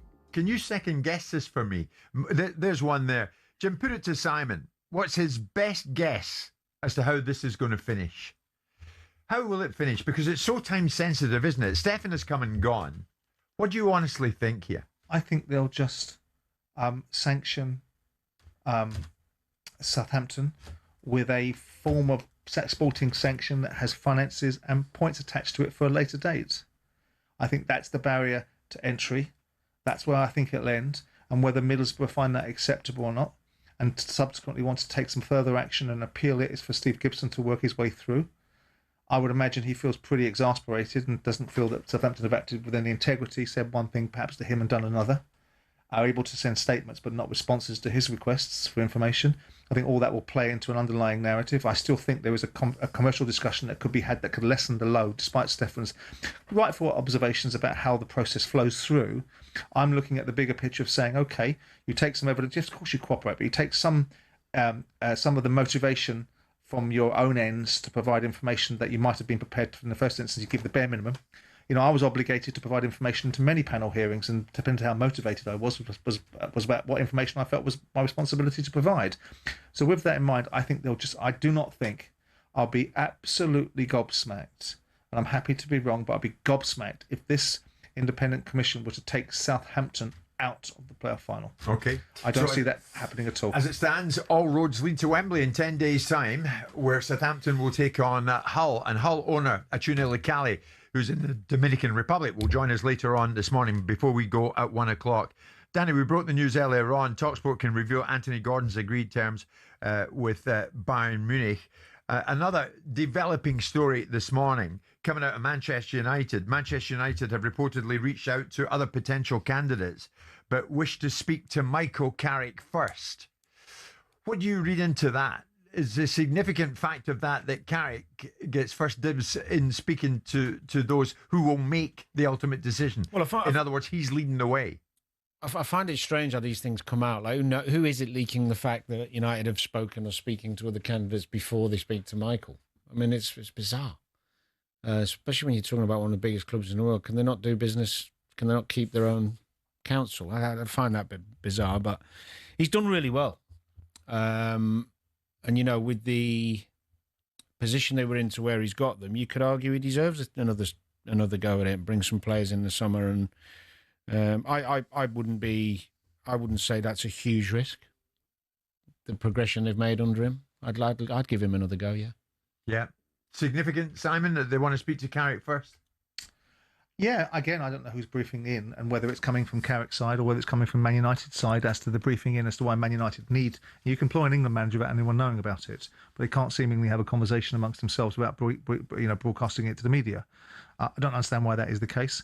I still think it's fraught with lots of questions that need to be asked and answered about the position of someone that becomes in moments of adversity. We've seen no moments of adversity for Carrick, really.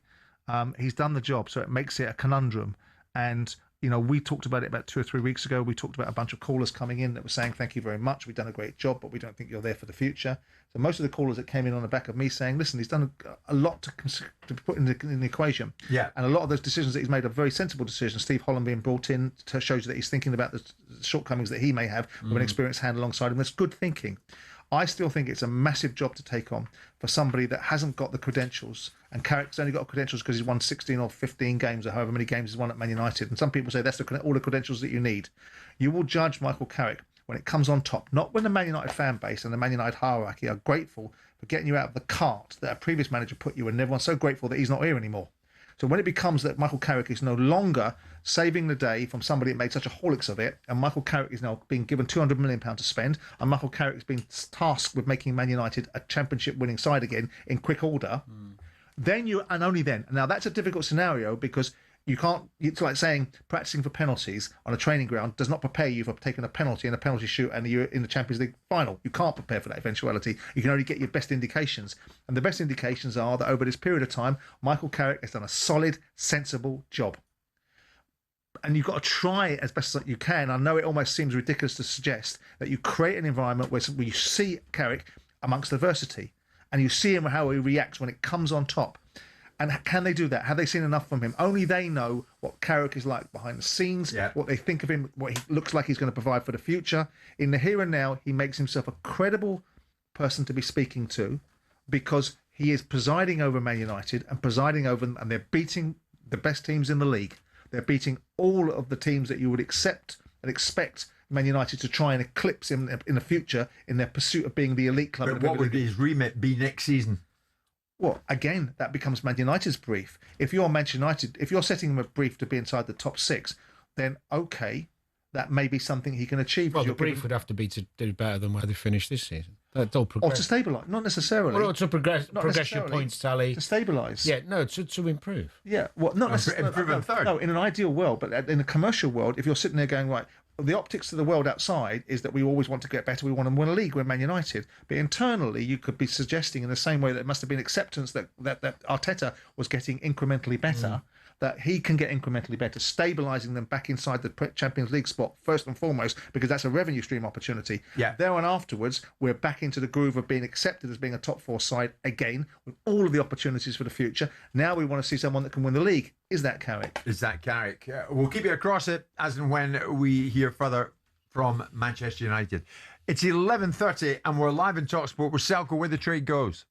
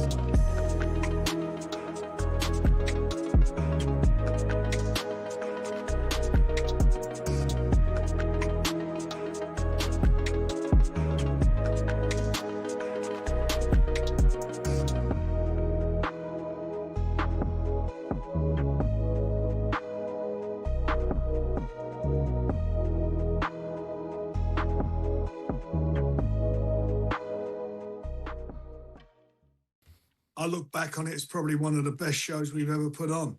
The main event was just unbelievable. Unbelievable fight.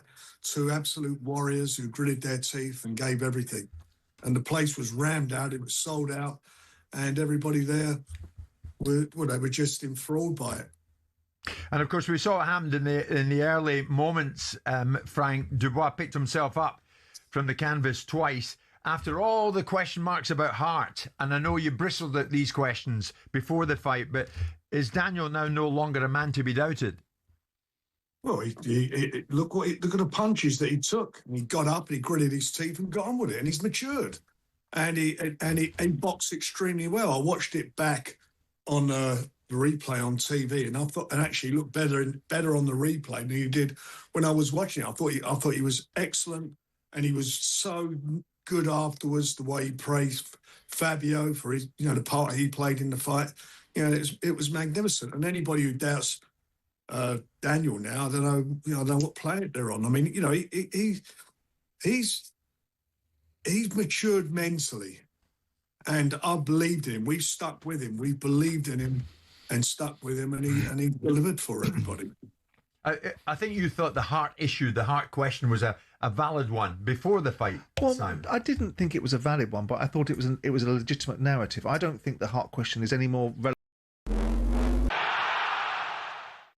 Southampton could still be kicked out of the Championship playoffs despite a tense 2-1 extra-time win over Middlesbrough. Here's our reporter Ben Jacobs on how Borough could argue their way into the final at Wembley. That alleged cheating ahead of the first leg warrants a walkover, so then it would be 3-0 to Middlesbrough, 2-1 to Southampton. Borough would go through on the aggregate score, and that's probably Borough's best hope. In the wake of those Spygate allegations, Saints boss Tom Dereck walked out of his press conference post-match when asked if he was a cheat. EFL stalwart Neil Warnock doesn't foresee sporting sanctions. I think if they do get fined guilty, they'll get a heavy fine. I don't think they'll get anything to do with the game, if I'm honest. Hull versus Southampton or Borough in the playoff final is live, of course, on talkSPORT a week on Saturday. Now, despite a 4-minute delay and 17 replays, the PGMOL's Howard Webbs defended what he calls a good use of VAR. West Ham's equaliser against Arsenal was disallowed as Pablo blocked Raya amid a scrum of bodies. Webb explains why refs will look again at rules around grappling this summer. Because we have seen more involvement from set-piece coaches bringing players together in these areas, looking for those marginal gains. We'll continue consulting, but certainly we need to be vigilant. We need to identify those clear actions that are impactful. James Corden's told talkSPORT the heat at the World Cup this summer could force some major rotations. I wonder if there's an argument for not starting Kane and bringing him on, knowing that these games might go to extra time and penalties, which is absolutely... I'm sure rotation absolutely, will be key. yeah, but Yes. not starting your captain is a huge call, so I'm not sure this is something that they'd ever do.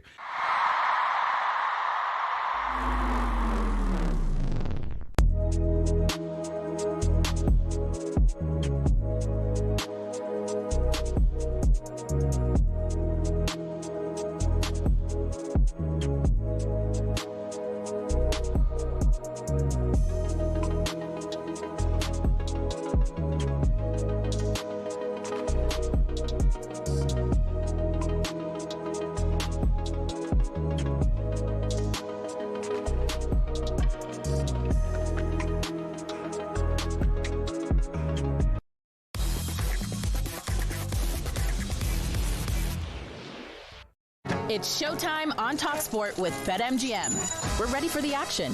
Are you? Visit betmgm.co.uk or download the app. 18 plus. Gambleaware.org.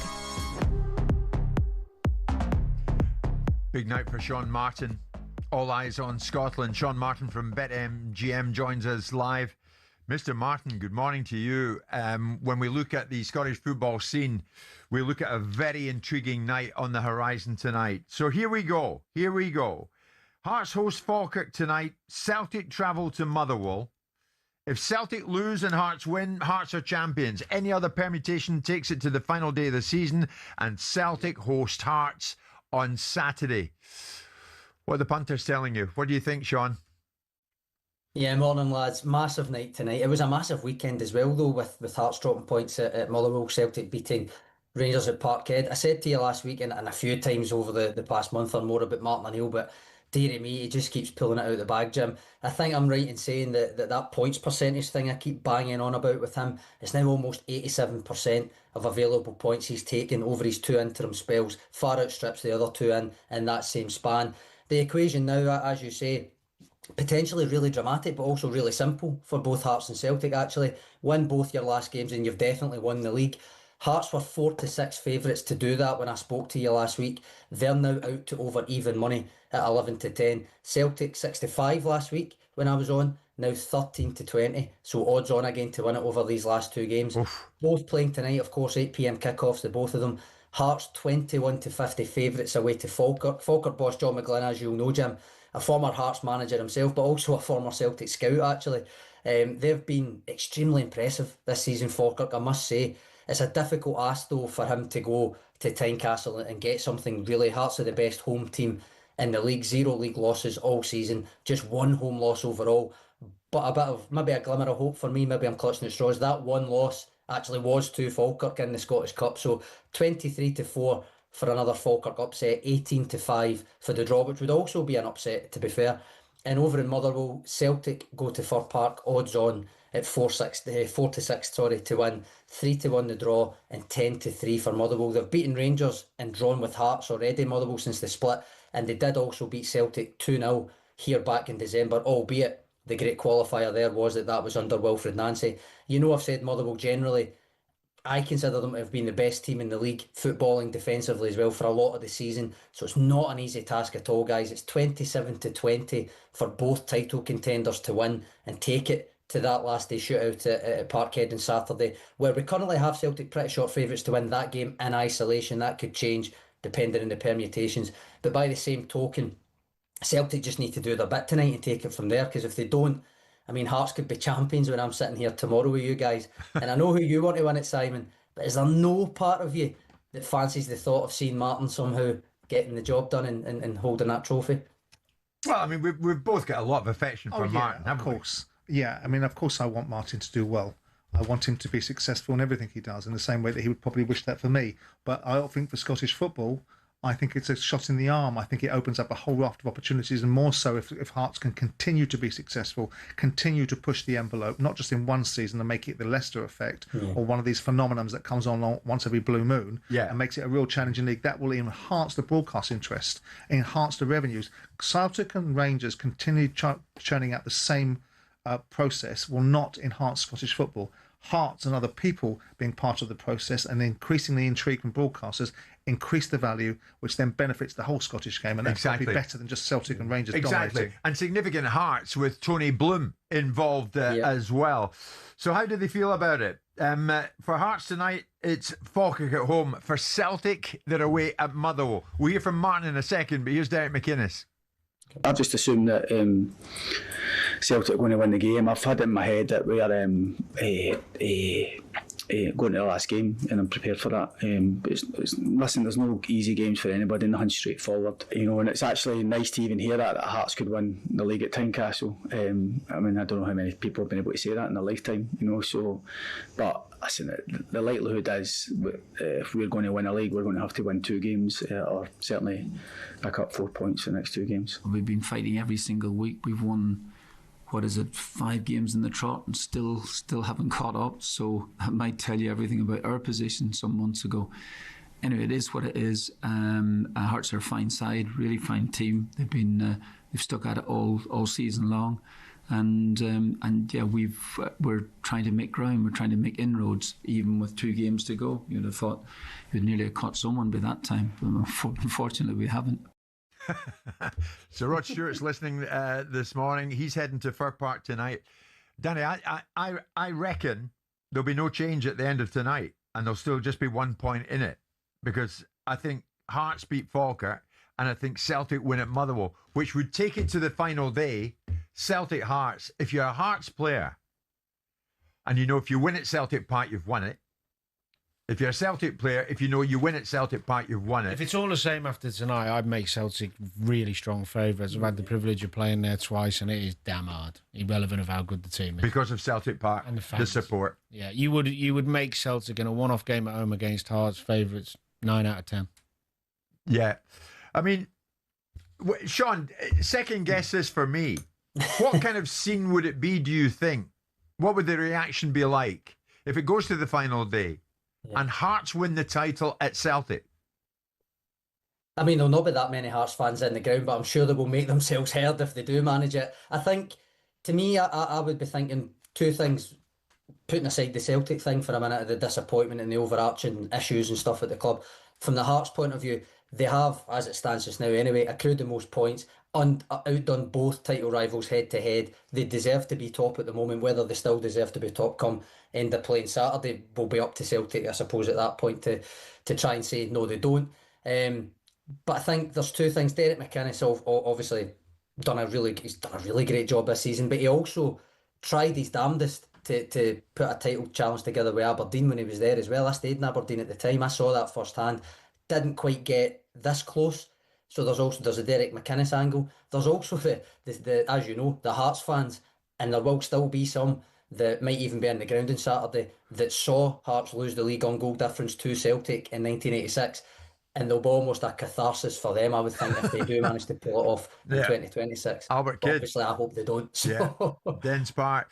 There must be an interesting part of the Celtic fan base, because it's a win-win for the Celtic fan base. If they win the league, they continue to have their glory of winning the league. If they don't win the league, they can turn their bile onto the board and suggest that they want the changes and more investment into the team that they think they haven't got previously. So in part, there is a win-win mentality for Celtic fans. I know they will want to win the league, but they've won it so many times. Christ, it doesn't really matter now, does it? They've won it so many times that Hearts win it. But if they were to lose this Premier League SPFL title, then they would have a louder voice to say to the Celtic board, you don't spend money the way that you should, you don't invest in the way that you should, and then maybe there's a win on the back of that actually Celtic... Yeah, I mean, to be fair, Simon, I think, win or lose the title, big questions come out of this season about the club, regardless how it operates, how it's structured, all that kind of thing. Would those questions be louder if Celtic actually didn't win the league? Probably, but naturally... The competitive nature, the inclination, used to winning, all that, you obviously do want. And Sean, of course, down here, Manchester City can close a gap to 2 points on Arsenal tonight if they beat Crystal Palace. That's a talkSPORT exclusive. What are you thinking? Yeah, City's game in hand on Arsenal, isn't it? Failed to win here, and Arsenal could win the league on Monday night, I think. City unbeaten in 16 at the Etihad. I read this earlier, haven't lost a Wednesday night Premier League game there in 16 years. Which maybe explains why they're 6-1 on and Palace 14-1 on with not a lot Palace to play for domestically. Palace have beaten them at the Etihad, haven't they? Under Roy. Yeah. Not sure how much, to be fair, Pep Guardiola will rotate with the FA Cup final on Saturday, but if Erling Haaland does start, he's obviously in a rich vein of form. I suppose, when is he not? But he is in one at the moment and has scored in all 5 Premier League games that he's played against Palace, 8 goals in total in that span.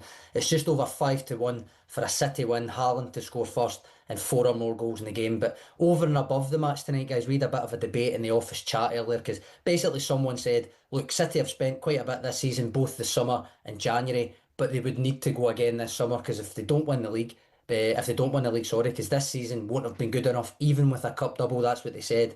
But you look at their squad, and aside from losing Bernardo Silva, who is a big loss, of course, but aside from him, that squad looks pretty deep. Danny, did they need a hell of a lot more, or is it more about bedding in the recruits from this season even further? What's actually missing at Man City, do you think? Is there anything? No, I think you're right. Very little needed. Maybe someone, a big name, or somebody very capable coming in and take. In what position? Stones is going, so they might in Silva's position. Because he's leaving and his influence, they need somebody big, somebody who's come in, and I don't mean size, but quality to replace him. Does John Stones play enough to be a direct miss? And actually Kusanov, I think, was a signing to replace Stones. He's come to the fore, hasn't he, in the second half of the season, been outstanding. Yeah. Maybe a centre-half, because Diaz is on. I know he's got a couple of years left on his contract, but he's probably nearing the end. Yeah, I'm keen on the PGA Championship with Danny here. What are you thinking, Sean? Yeah, USPGA, second major of the year. First time Aronimink in Pennsylvania will be hosting it since 1962. It's a good major for first time kind of major winners, but also for Americans. Last 10 PGA winners have all been from the US. As usual, Scotty Scheffler heads the market. He's 5-1. Rory 17-2 if he can get over that foot blister of his, and everyone else 12-1 or longer. I know Charlie Robertson, golf fanatic that he is, he's extremely keen on Justin Thomas at 45-1, Danny, but where's your head at with it? Have you got a few fancies for us? Well, I mean, there's so much going on with this one. I was listening to a couple of experts this morning. I won't bore you with all their stats on who's won it the last 7 times at that tour, won that round, that course, etc., etc. Mm-hmm. But I think Scheffler is rightly favourite. I mean, he's had 3 runners-up this season. He's only had the 1 win. He's had a 3rd place. He's top 10 6 times. He doesn't go this long without winning very often. So I'd make him strong favourite. I've got a feeling for Fleetwood as well. He's had a mixed bag this season. He's just starting to come to form. He played well last weekend. Popular win, wouldn't it? And everyone expected him to kick on a little bit. He started the season a bit lacklustre, but you can't really... I love watching him play, and I think he'll be there or thereabouts. But the outsider I went for was Nikolai Højgaard, partly because I love his swing and love watching him play. His club speed and power is unbelievable. But he's had 2 seconds already this season and a 3rd. And last week he played really well, nearly just come short on the last day at the Truist. So as an outside bet, Nikolai Højgaard I'd go for. Because you love his... What particularly do you love about his swing? Oh, it's Jim, you've got to see it to believe it. I'm going to have a close look tonight or tomorrow, whenever. He doesn't over-rotate, but he just gives it such a dig. Sean, we'll both watch his swing at the same time and we'll compare notes, right? I mean, as I say, Scotty 5-1 favourite. To be fair, as you just said, second a lot lately. I think it was about May last year he properly kind of kicked into gear. 5s, Charlie was saying this earlier on, 5s might even come to look quite a big price come Sunday if he clicks into gear again. Yeah. Fleetwood, you're currently getting around 25-1 for him to win it, 11-2 for a top 5, just over 2-1 for a top 10. Nikolai Højgaard 60-1 to win it, 10s for a top 5 and 5s for a top 10. I know Justin Rose has won at this course before. I think it was back in 2010. He's 45-1. Thing is, he's still getting used to his new clubs. I know, but you just, I don't know. You just never know. And then Keegan Bradley, the same. I think he won a BMW. I think it was here in 2018. He's as big as 90s. Bob McIntyre, obviously contractually bound, Jim, as a Scot, to mention him. He's 55s, albeit not quite been at it since missing the cut at the Masters, I know. Plenty like the look of Ludwig Oberg. Danny, he's 18-1. Brooks Koepka seen a bit of support at 40s. And we know this is a long shot, but we were talking about this morning. In terms of momentum and a man in form, I'm giving a nod to Alex Fitzpatrick. Tied 6th in Joburg, won the Indian Open on the DP, as you mentioned to me here a few weeks ago. Over to the US, won the Zurich with Matt Fitzpatrick. Top 10 in the Cadillac, 4th in the Truist at the weekend just passed. 125 to win it. Okay.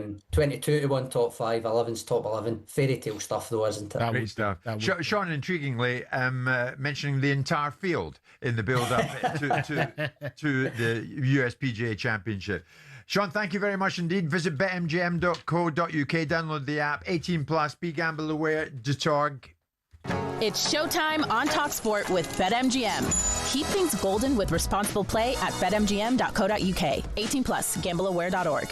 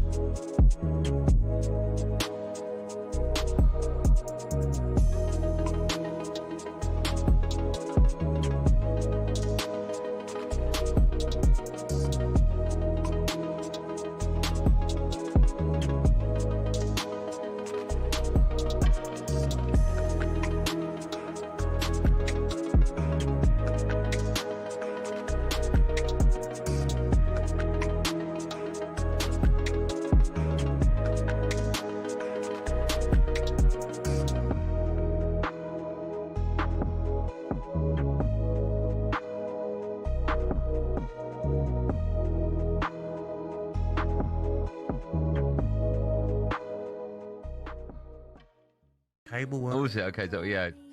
This is Never Ever by All Saints, but why are we playing it, I hear you ask? Well, I think this is nuts what I'm going to tell you now. I was out Saturday night, with our friends John and Emma, right? Went for a curry. And, are you all right? Sorry. Turn it up, he wants more of it. Turn it up a bit. Sorry, no, carry on, sorry. Go on. Ready? Here we go, you got a good bit now. Come on.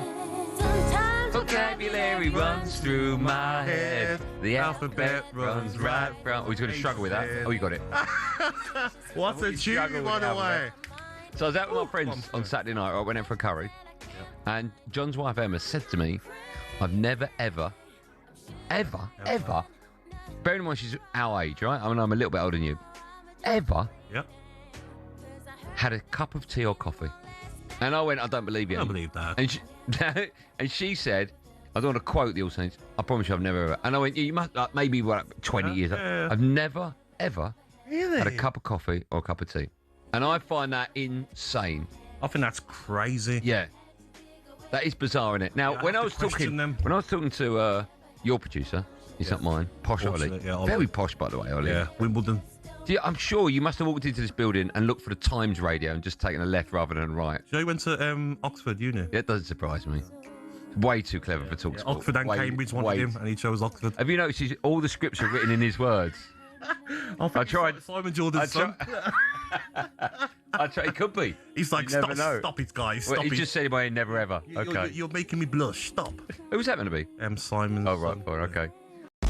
Get ready to get that winning feeling with talkSPORT Win, because we're giving one lucky listener the chance to win a massive £25,000. Oh my God. Go to talksport.com/win to enter now, and you could win 25 grand in your hand, tax free. Oh, that's incredible. Get that winning feeling courtesy of talkSPORT Win. Thank you very much. Find out how to enter now at talksport.com/win.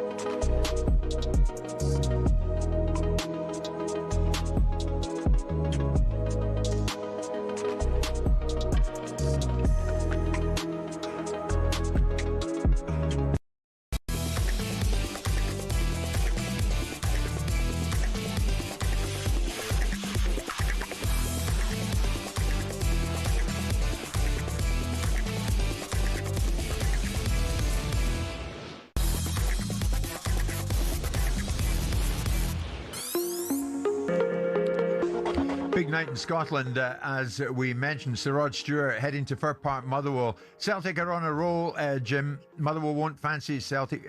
Hearts won't fancy Celtic Park at the weekend. Incidentally, Jim, tell Simon to stop being so negative about Celtic winning so many titles. How many did he win at Crystal Palace? Oh, well. Fascinating. I'm always fascinated to hear from Rod Stewart. That was a nice little swipe at you from Sir Rod, who's heading to Fir Park. And after listening to Danny's tips for the PGA, there's Darren in Colchester, home of producer Luke, Colchester. Morning, guys. I hope Danny doesn't bet on the golf, because every week I listen and every week his tips lose. Is that true? I think you've had a few winners. I'm not sure that Darren in Colchester is absolutely... Well, he might have a fair point, to be honest. I mean, you make your own tips. I mean, it's the hardest thing in the world. Golf's just that way, isn't it? You have so many brilliant players. Yeah. And I normally go with Scotty, and he's not quite had the season he normally But people hang on you every word when it comes to the golf. They do. People are relying on it. As you keep on giving them bum steers, it becomes quite like you with the disappointing. boxing. Absolutely. Well, Simon's recent tip was Ben Crenshaw, who I think is in his late 70s. I'd go for Shooter Gavin now. Danny, have a look at this with me. Ben White is to miss the rest of Arsenal's season and is set to be ruled out of the World Cup. A suspected knee ligament injury for Ben. He picked it up on Sunday. I think it was a 50-50, wasn't it? With Somerville of West Ham. Now, up until now, Tuchel has ignored Trent Alexander-Arnold since his move to Real Madrid this summer. Could it be goodbye Ben and hello Trent? What do you think? My gut feeling is Tuchel just doesn't fancy Trent, no matter who's fit or not, to be honest, from a defensive point of view. That's how it feels. The recent squad, he had, 36, and he didn't put him in, so I don't see why I'd be putting him in now. You think he's decided he's not going to be featured? It feels that way. Yeah. I might be completely wrong, but no matter what. Yeah, I don't think he'd be going. It's a shame for Ben White, because he seems to be in the good books for Tuchel, and he's just started to get his form back a little bit, playing regularly because Timber's injury. He's decent player. Yeah. Yeah. And I know Gary Neville had a little criticism of the way he made that tackle. I kind of make him right in a way, but the problem you've got now, because I missed the final once by dangling a leg. Rio come through me hard, Rio Ferdinand, the way it Leeds it was, and I did my ligaments, missed the final because of it. And I look back on the tackle and think, yeah, I should have gone in full tilt.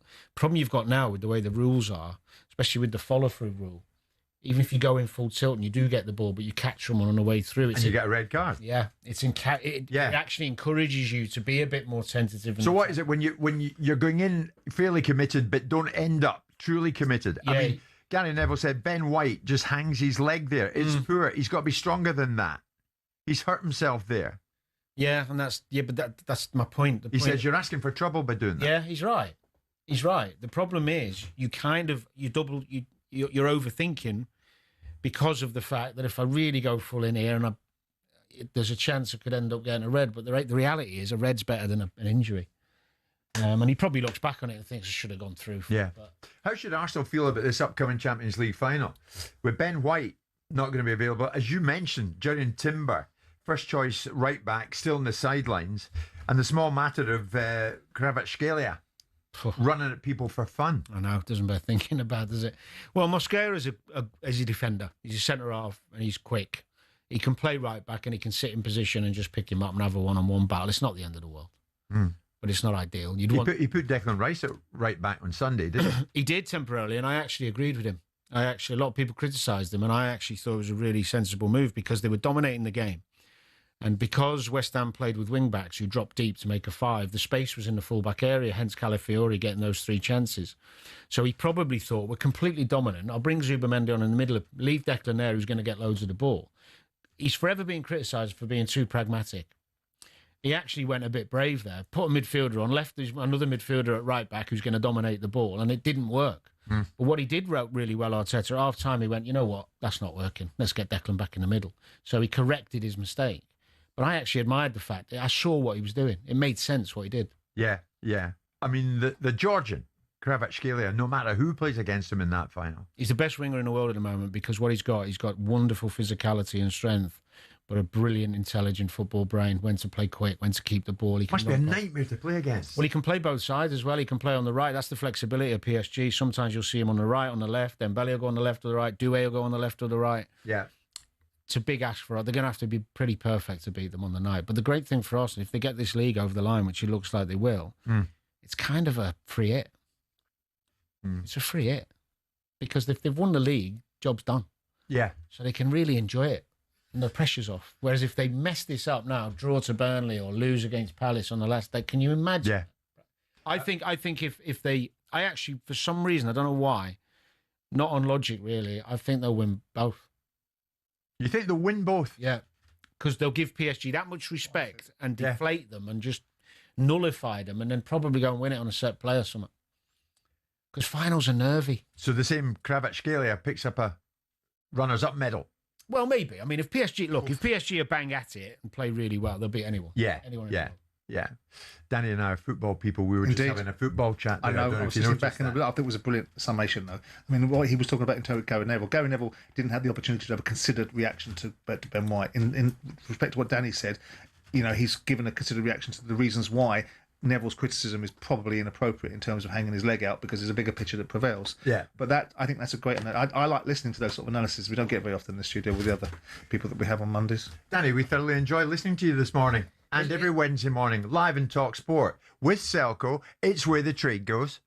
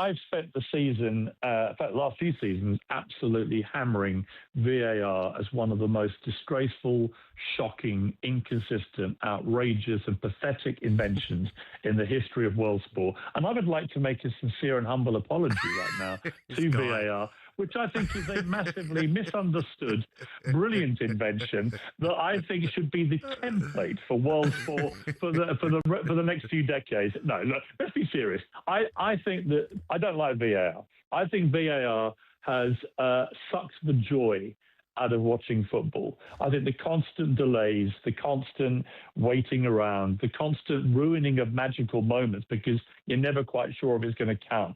I don't like any of it. And I would rather go back, honestly, to the days when we relied on a guy in a black outfit who was going to decide whether it was a goal or not, and with the help of his linesman. Because VAR, I don't think any real football fan likes this because it's so inconsistent. And ultimately, it depends anyway on human beings who've shown themselves to be remarkably frail when it comes to making good decisions. Now, having said that, yesterday, I felt that they made the right decision. They took 5 minutes to get there, and obviously as an Arsenal fan, I would say that. But most independent observers think that there was a clear, I think, double foul on Ray. You've got Pablo with his arm trying to throttle him, and you've got another guy pulling his shirt from the back. So I think it was definitely a foul. But has it been consistent? Have Arsenal got away with murder with similar situations, particularly from our corners where we've been barreling into goalkeepers and defenders all season? talkSPORT Sports Update, powered by the Nissan Van Range. Commercial vehicles that go the distance for your business. Search Nissan Vans or head to your local Nissan Van Centre.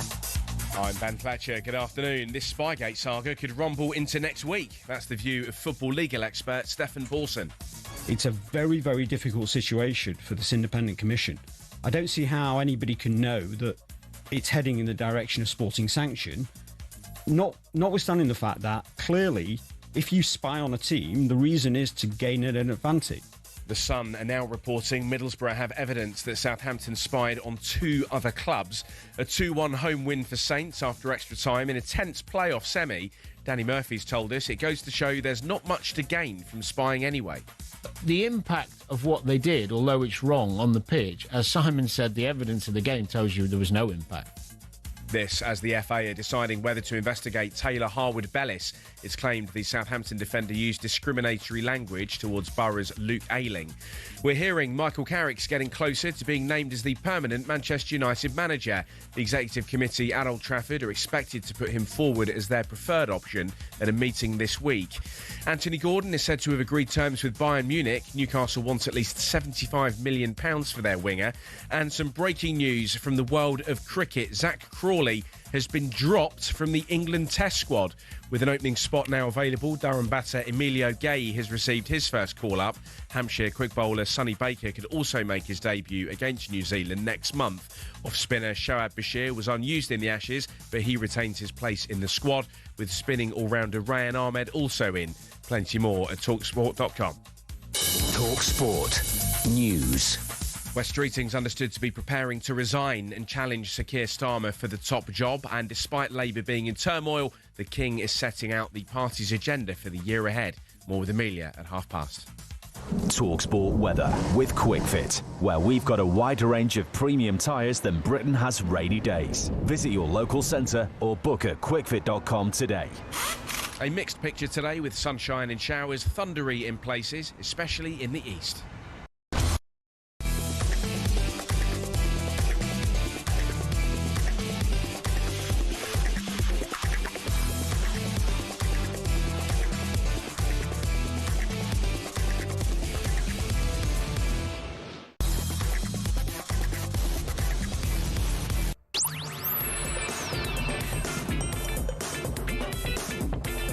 Good afternoon, everybody.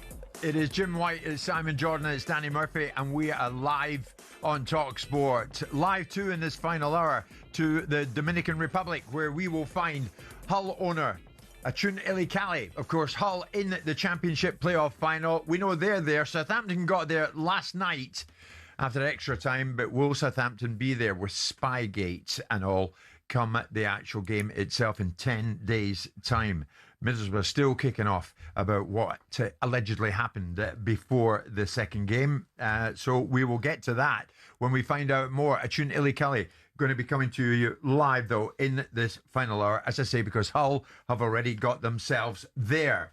Former boxer, now bare knuckle fighter, Paulie Malignaggi is getting himself here, or is in fact in Manchester, because this Saturday, Paulie Malignaggi returns to the Trigon as he faces reigning champion Rolando in a bare knuckle boxing live from Manchester over the talkSPORT boxing YouTube channel. Looking forward to it immensely. I wonder if Paulie is. Paulie, good afternoon to you.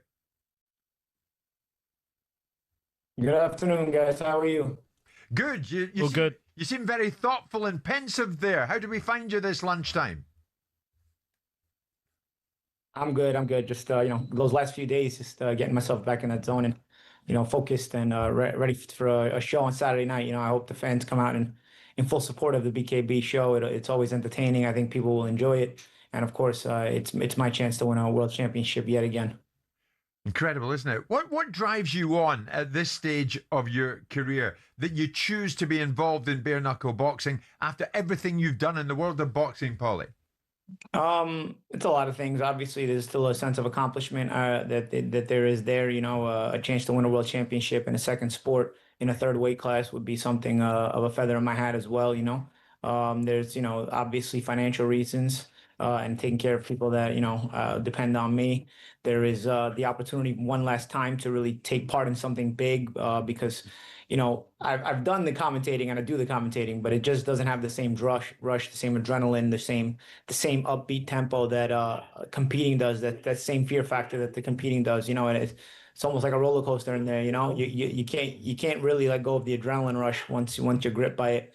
But lastly, I also, it's really a matter of discipline as well. At this age, motivation comes and goes, but discipline really is what has to stay. And it's a great way to keep discipline, stay in shape, keep my mind in the right place, and accomplish things.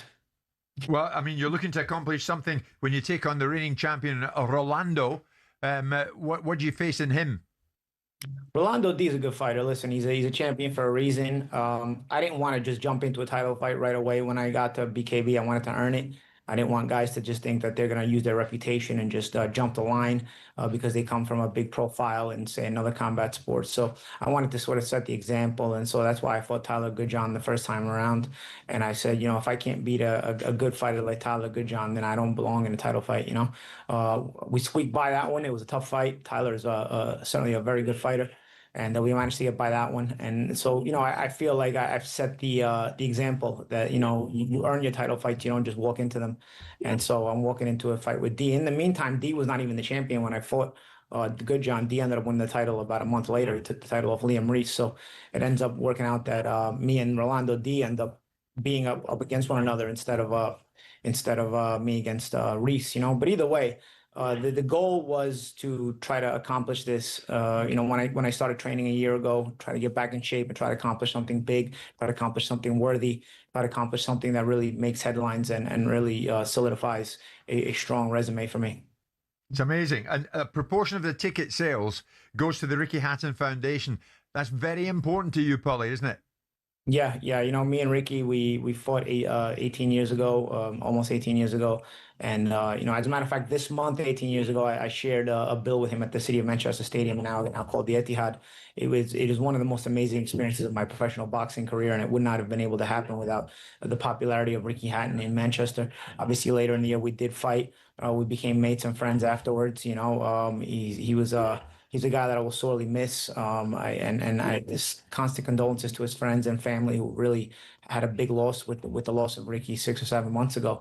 But we're trying to keep it upbeat here and support the foundation, support the Ricky Hatton Foundation for awareness for mental health, which obviously the loss of Ricky shows just how important and just how tender this kind of situation can be, and it needs to be addressed and it needs to be worked on in the right way. So I hope that this brings awareness to that. It brings a little bit of a memory about Ricky Hatton back to Manchester.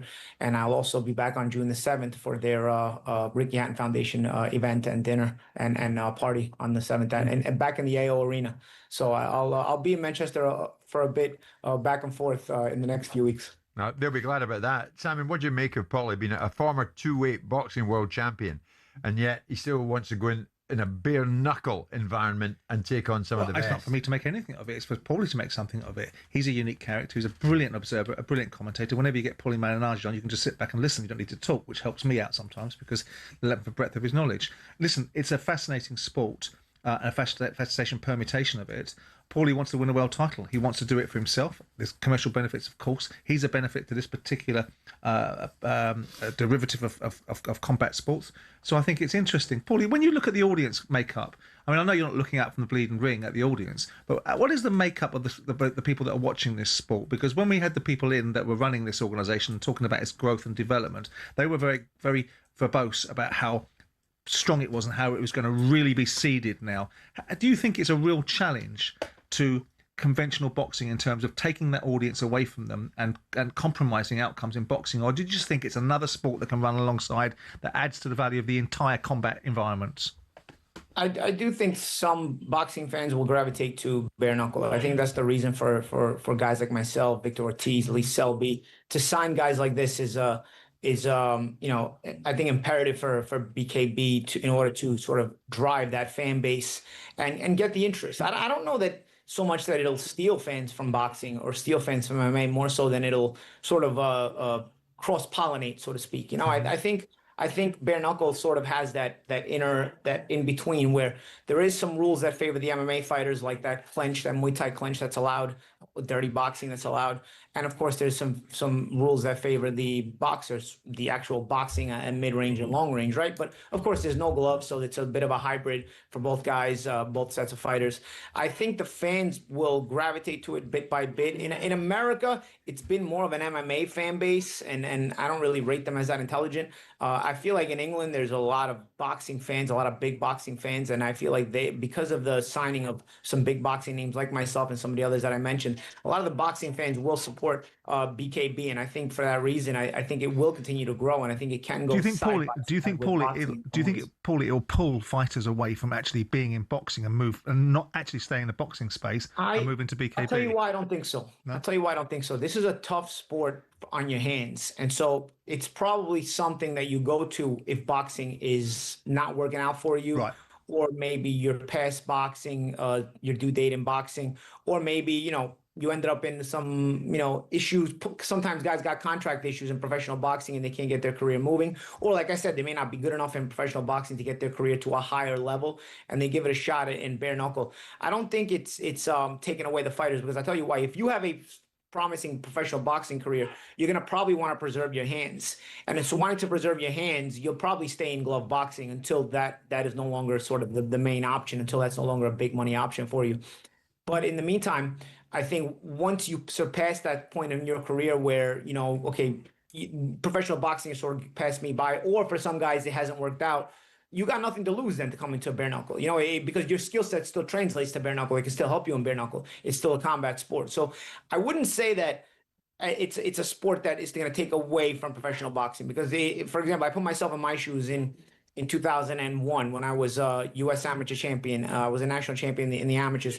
It would have probably been very difficult to pull me away from a professional boxing contract and a pursuit of professional boxing, even if bare knuckle was around, because I was a guy who had, bad hands, still have, pretty bad hands. So I'd want to preserve my hands as much as possible. So I would think, guys who have that kind of skill set would first try professional boxing, or maybe, like I said, cross-pollinate, go both ways if they don't have a big money contract. I've seen some pretty good prospects, like Jared Gotti Grant, who's a good prospect in professional boxing and have a really good career in BKB as well. So it's not as cut and dry as the question you asked, but yeah, it's something to consider. So, Paulie, you're obviously in fight mode, building up to Saturday against Rolando in BKB. Here's the thing, though. You're almost in fight mode on Saturday night in Manchester when you and Derek Chisora get involved with each other. Have a listen. Mate, you were talking so much crap on your podcast. I wasn't criticizing you. I was criticizing Wilder. No. You were talking so much. No. So watch when I come over there and make sure you got the same response as you had on your podcast, I wasn't saying anything, but you know what? If you want me to tell you I will gladly tell you. Yeah, you know what? Well, you tell me first what I was saying. I'll see you soon, baby. Okay, come see me. I'm right here. I'm in press row. Where are you? Where are you? I'm in press row. Yeah, but listen, you're talking so much. No, you know what? I would admit it to you if I was. I wasn't. But you know what? Now, you gotta come here and tell me what I was saying. Come here and tell me what I was saying. Because I'd love to know what I was saying. I'm curious what your ears heard. I'm gonna come there. I'm curious what your ears heard. We'll end up rolling. I'm being honest with you. No. I'm curious what your ears heard. I'm gonna come over there. We're gonna start rolling. Okay, come here. I'm waiting for you. Paulie, did you and Dereck sort out your differences? Yeah. You know, it was. You know, the funny thing is, first and foremost, I actually lost money on Dereck in that fight. So I bet Dereck in the Deontay Wilder fight, and he lost. I still thought he won, or at least could have got the decision. I thought he was screwed around with the knockdowns called against him. But nonetheless, I wasn't. You know, if I say something, I'm the kind of person, I'll live up to it. I'll own it. You don't have to tell me if I said something that I didn't say. You know what I'm saying? I'll say something, I'll say it. But that fight actually was a good fight. I'm probably assuming he probably heard through a third party that I might have said something bad on the podcast. And that person either exaggerated or lied. Because for the most part, we had very positive, upbeat things to say about, especially him, because Dereck is probably one of the most exciting fighters in the sport, and a very popular guy considering he never won a world championship. So that was always a credit I gave him. And so for that reason, I couldn't see where he was coming from. But yeah, once we saw each other, we hashed it out. I mean, it wasn't in the moment, emotions get high and then you get tense. But ultimately, I even told him, I said, listen, Dereck, here's what I'll do. I'll send you my lost betting sheet. When I get back to the States, I have the betting sheet. I'm not going to be back in the States for about a month, but I will send you the betting sheet where I lost money on you, and you will see the betting sheet. Excellent. Paulie, good luck in your bare knuckle fight this coming Saturday in Manchester against Rolando. It's going to be live in the talkSPORT Boxing YouTube channel. And of course, a proportion of the ticket sales, as Paulie Malignaggi was describing, go to the Ricky Hatton Foundation. Just gone 12:15 this Wednesday lunchtime.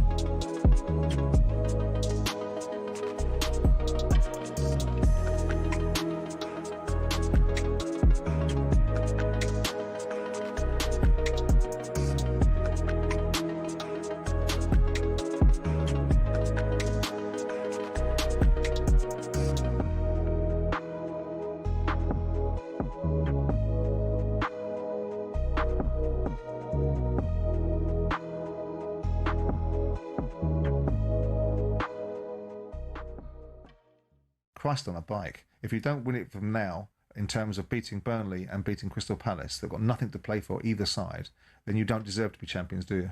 And so what would you be doing then on that Monday afterwards? Would you be coming in on that bank holiday so you can give it to me? You'd be saying, would you not bother turning up if Arsenal win it? It's not about giving it to you. It's about holding things to account. No one's really interested in your personal objectives. So we're so close to this. So at the end of the day, the question is, do you now think that Arsenal should now win the league? They're in as good a position. So if they don't win the league now, that would be relatively inexcusable. Well, why is he? When we get and if City win this position, just a minute, I'd be saying the same thing. Why were you? If it was a City bias. Why were you not saying that at the beginning of last week? When Man City were in that position, when Man City get a point, because I'm delighted. Only a point. I'm delighted that Man City, because I'm delighted that Man City aren't going to win the league. Who wants a monopoly? Who wants it? That? Well, why wouldn't I do? I'm not frightened of saying things. You seem to be unwilling to say certain things. You don't want to name pundits. No, because I've been in this journey before. Yeah, because you're and worried, they're very flippant. It's very flippant to what people are going to say. Well, it's very flippant to dismiss. Put your proverbial on the block and say it, and people criticise you or they won't criticise you. I think quietly behind the scenes. Have they won it, Martin? No, they haven't won it, Jim. They've got 2 games to play. Look at Man City, what we're dealing with, and creating an energy. Will Pep be there? Won't he be there? Bernardo Silva hanging up his boots to go somewhere else. There's a drive and an energy to finish, to get to the finishing line. You're up against Pep here. Let's not discount that. You have to earn this. You're not up against Pep. You're up against Burnley and Crystal Palace. That's it. And if you don't beat Burnley and Crystal Palace, no, it's like a tug of war. No, you're on that. You're on that rope, and that rope's starting to come Arsenal's way. Right.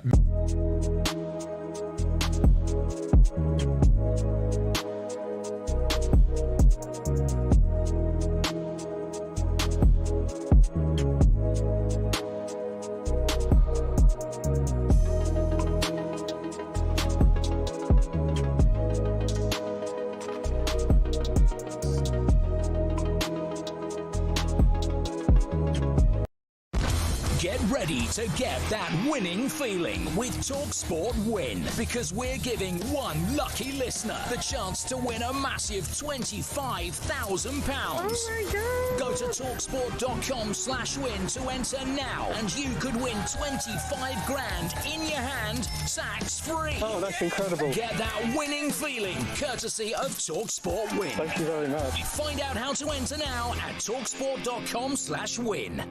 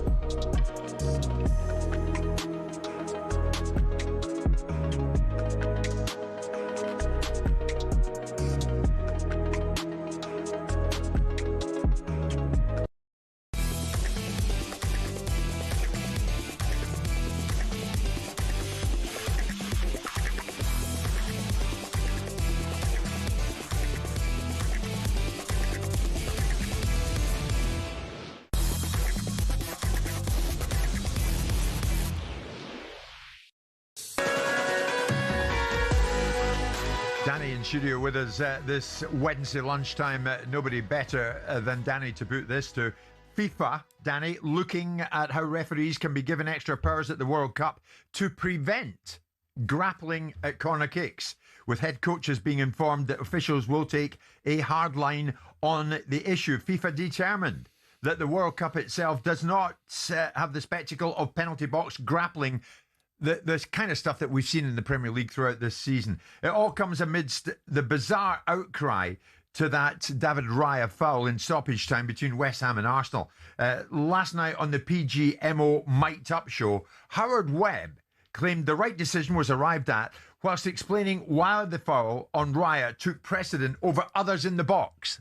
We're in the Premier League and we know that not every contact is a foul. We consult all the time with the clubs, with the fan groups, with a range of other stakeholders about the type of game that they want to see and how they want us to officiate it. This season's been a little bit more unique than previous ones about the number of contacts in the penalty area. And it does create a challenge for the officials. But when they're trying to identify what should be penalised, they're looking for situations that are impactful. Situations happen differently. Sometimes the contact is lower than other times. Sometimes it's right on the ball. Sometimes it's away from the ball. We'll allow some form of contact. When I say they're looking for impactful contact, they're looking for mainly those situations which prevent the player from doing their job, moving, and particularly when that impacts their ability to play the ball. A key player in this moment, of course, is the goalkeeper. He's got a unique ability to use his hands. And in what we see in this situation, different to the other situations around the penalty area, is that the goalkeeper can't do that job because of that very clear action by the attacker, preventing him from putting his arm up. Danny, with all the outcry that we've witnessed, that's actually a fair explanation from Howard, isn't it? Yeah, I think sometimes when you sit with the officials and listen to them and how they break it down, it does help your perspective. I mean, it was obviously a foul. The uproar was because it's Arsenal, who have used their physicality very well this season in similar circumstances, but no two examples are the same. The other thing that's relevant, what he's talking about there, is the proximity of those little smaller incidents around where the ball lands, and how impactful they are, and then also the order in which they come.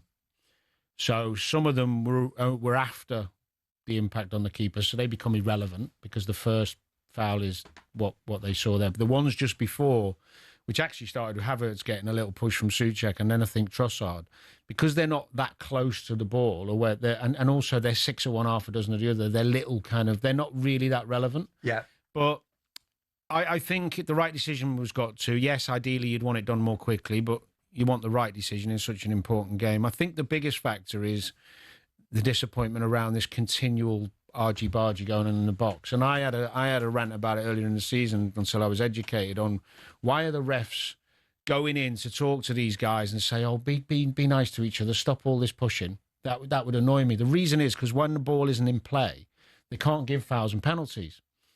So the simplest way of starting to erase this is when the ball is in the quadrant ready to take the corner before it's kicked, it should be officially in play. because that then gives the referee the power. If he sees a blatant holding or a foul, he can give a penalty or a free kick before the ball comes in. Before the ball's struck. That is the biggest detail that will change this overnight. And then the referees have to be strong enough to go, actually, we've got this new law. The ball isn't even in play, but I can see he's holding him. It's a pen. But will this not work in the World Cup? That players know officials will take a much harder line than they've been doing. Well, we'll see.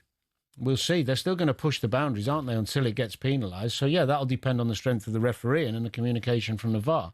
But if you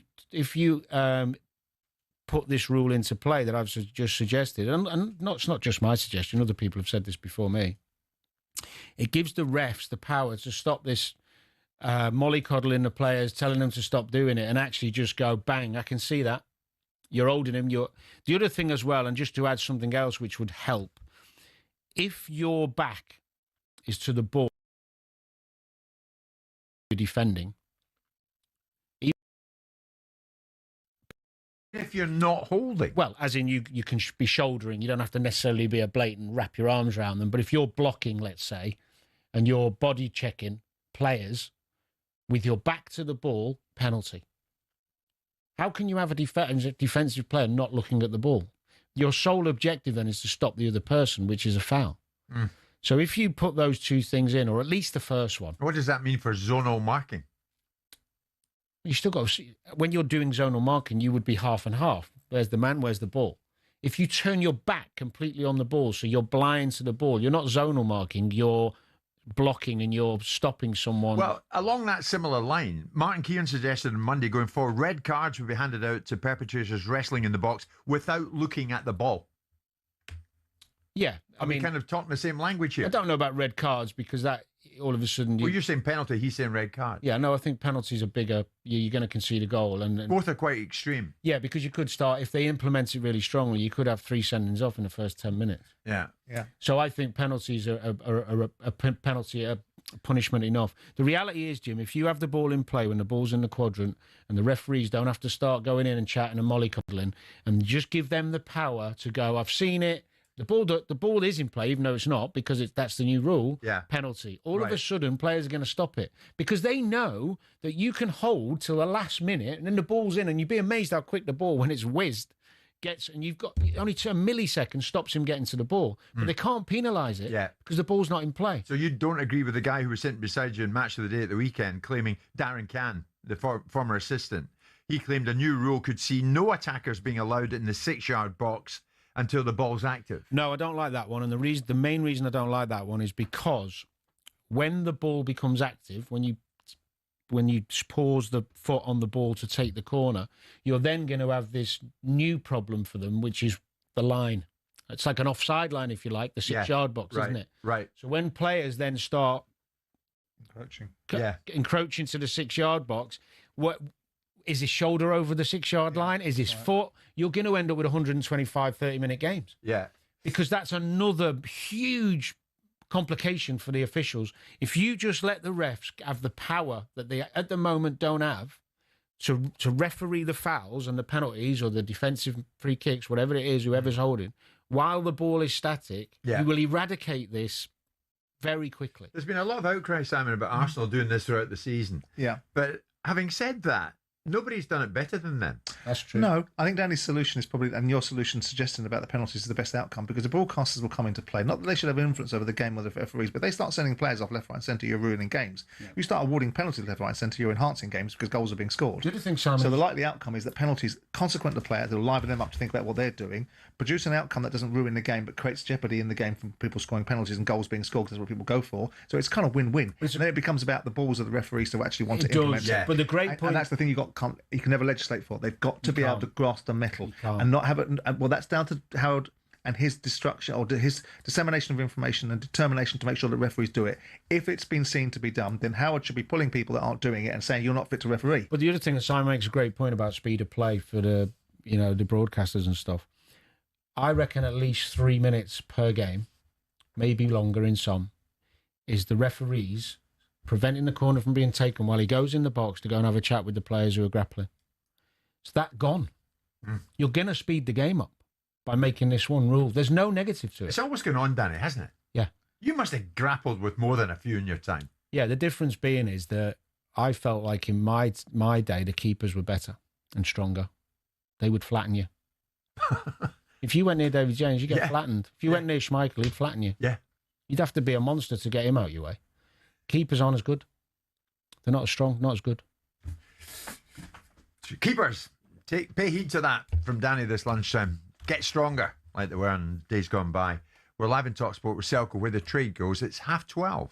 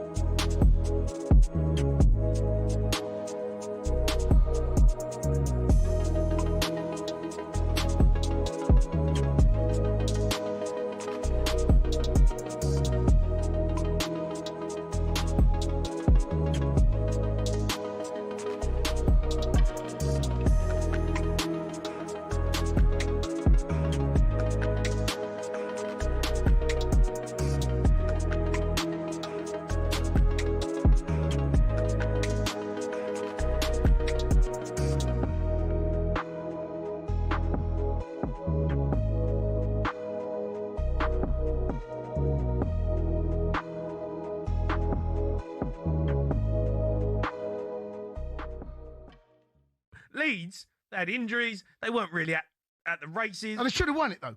Leeds should have won it. Yeah, because we fell apart. We fell apart, mate. What's that? Yeah, but Don't blame Leeds. Don't having a proper West Ham. I'm not blaming Leeds, but Leeds were there to get beat tonight. It wasn't a great performance from Leeds, right? But once we scored, we went 1-0 up, right?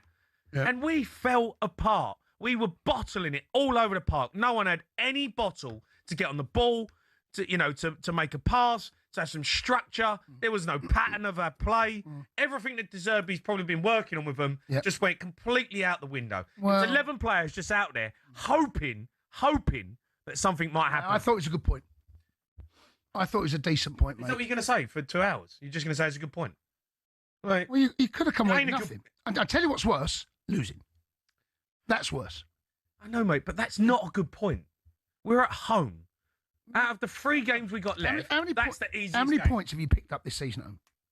I don't know. Not many. Right, not many. So that's a good point. I don't think we've won at home for 5 months. I know, but come on. 5 months? I've had a hair transplant. It's going to grow back. I'll have a hair transplant. It's going to grow back by the time you next win at home. That's how long it's been. I only had a hair transplant about 6 weeks ago. Honestly, I don't know how I feel about that performance. What is Matthias Dell doing? What? Oh, it's a brilliant finish. What are you on about? No, the goal's a great goal. What's he doing in his box? What is he doing? A bicycle kick. Yeah. A bicycle kick in your own box when you're in the bottom 3, when you can't see what's around you, and he's trying to do a bicycle kick. Honestly, what's he doing? Can we just give Everton? In the first half, he crossed one in, and it was a great ball into his own box.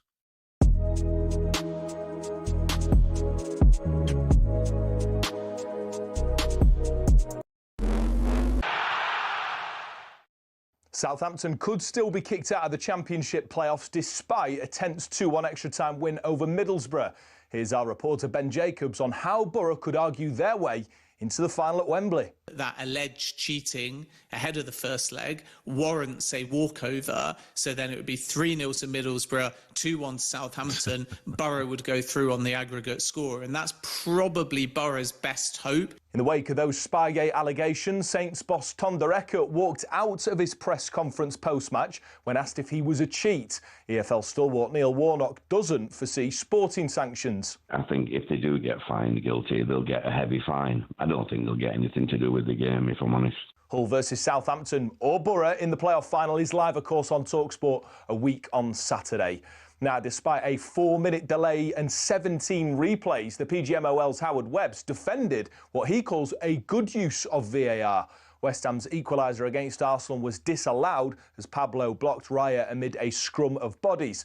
Webb explains why refs will look again at rules around grappling this summer. Because we have seen more involvement from set-piece coaches bringing players together in these areas, looking for those marginal gains. We'll continue consulting, but certainly we need to be vigilant. We need to identify those clear actions that are impactful. James Corden's told talkSPORT the heat at the World Cup this summer could force some major rotations. I wonder if there's an argument for not starting Kane and bringing him on, knowing that these games might go to extra time and penalties, which is absolutely... I'm sure rotation absolutely will be key. Yeah, but not starting your captain is a huge call, so I'm not sure this is something that they'd ever do.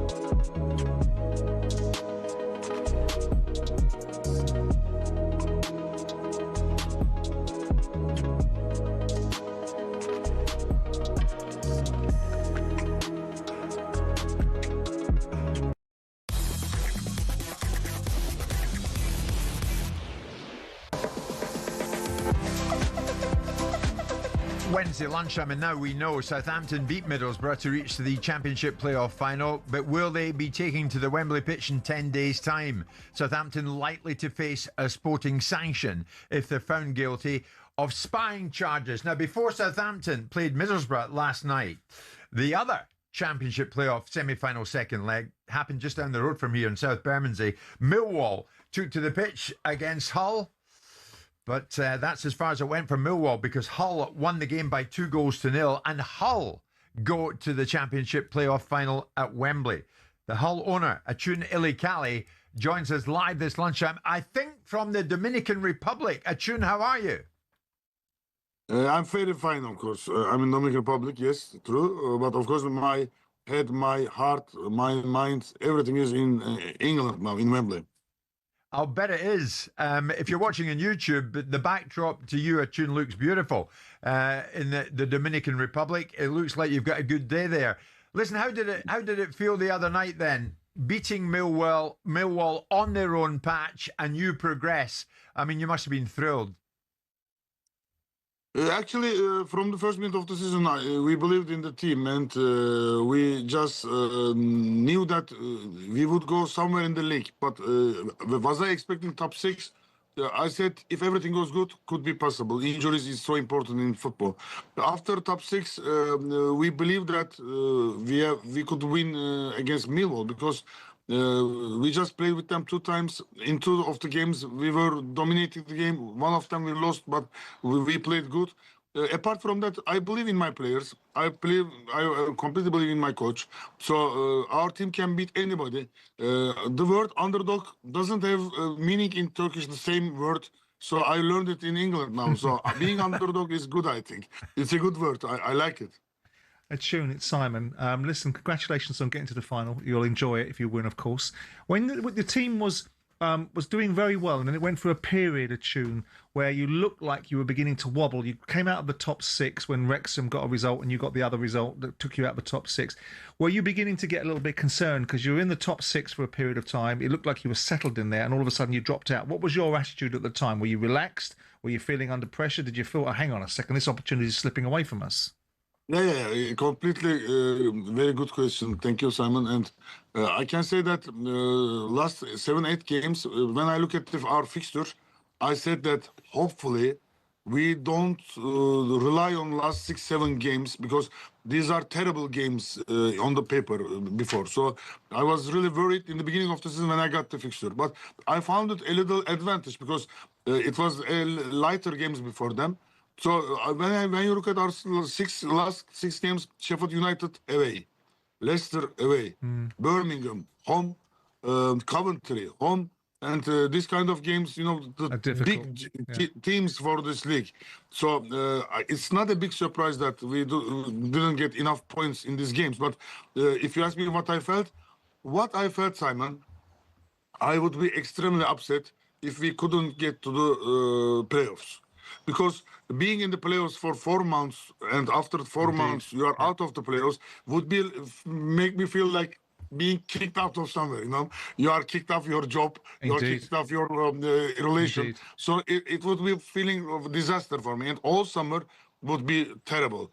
And thank God that by God's help, I think we achieved to be top 6 because it was not only in our hands, but our boys fight a lot and they give everything. Also, when you after this connection, if you check our Sheffield United game away in the highlights, you will see that there was terrible refereeing mistakes, which made us very upset.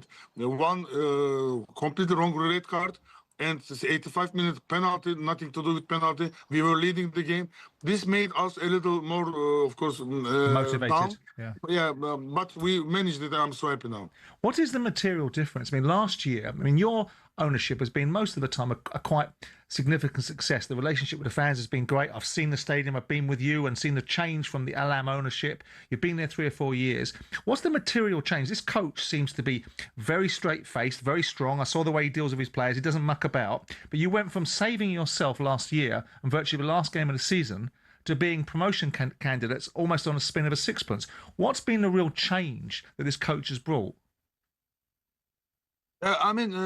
First of all, in my 4 years experience as a club owner, now I understand that coach is the most important thing in football. Even if you have the best players, you can go relegated easily with a fantastic squad, or you can have a medium-well team and it can go to very high levels. So our coach, I saw him in Turkey. He was in Kayserispor. They were going to relegation. And everybody thought that they would go to relegation. But when he took in charge, they were number 2 in the league with Kayserispor in his period. So I watched his games. I watched his football. I saw that he was playing direct football. Everybody freedom, full focus on scoring. First aim is scoring. That was what I wanted since 4 years.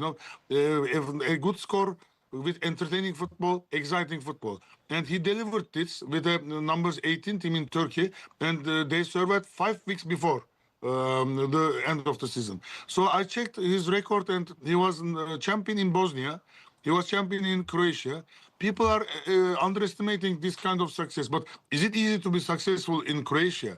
If you bring Guardiola, do you guarantee that he's going to be champion there? It's not easy in this kind of leagues to be champion.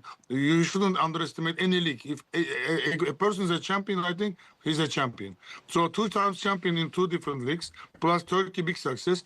I just met with him. I saw a clear personality, honest, focused guy, full of passion, and he's hungry. So he was the right choice for me, and I think he proved that I was wrong. I was correct. So, Achun, you're 1 game away from the Premier League. So you head to Wembley for the Championship playoff final against Southampton, or maybe not Southampton. What do you make of what's going on back here? 1 game is, of course, big game for us. Can you believe if we win, we're going to be in the Premier League? And it's our dream, of course. Me, my friends, all people. So when you look at our team, you will see a very united team, and everybody's, of course, dying for this game. Yeah. Our fans are hungry. I think this game is, of course, a 50-50 game. And crucial moments will decide. I think that we have enough chance like Southampton. It's 50-50. But, of course, as you know, Achun, and I'm sure you do know, Southampton are being investigated for spying on their opponent, Middlesbrough. So maybe it won't be Southampton. Maybe at this stage you don't know who you're going to be playing. I don't know, of course, what the official will decide. But apart from that, final is a final. Before the final, if you asked us which one would you like, we would say that it can be any of them because they are not superior to each other. About spying, I don't want to just make some statements because it's something people are investigating.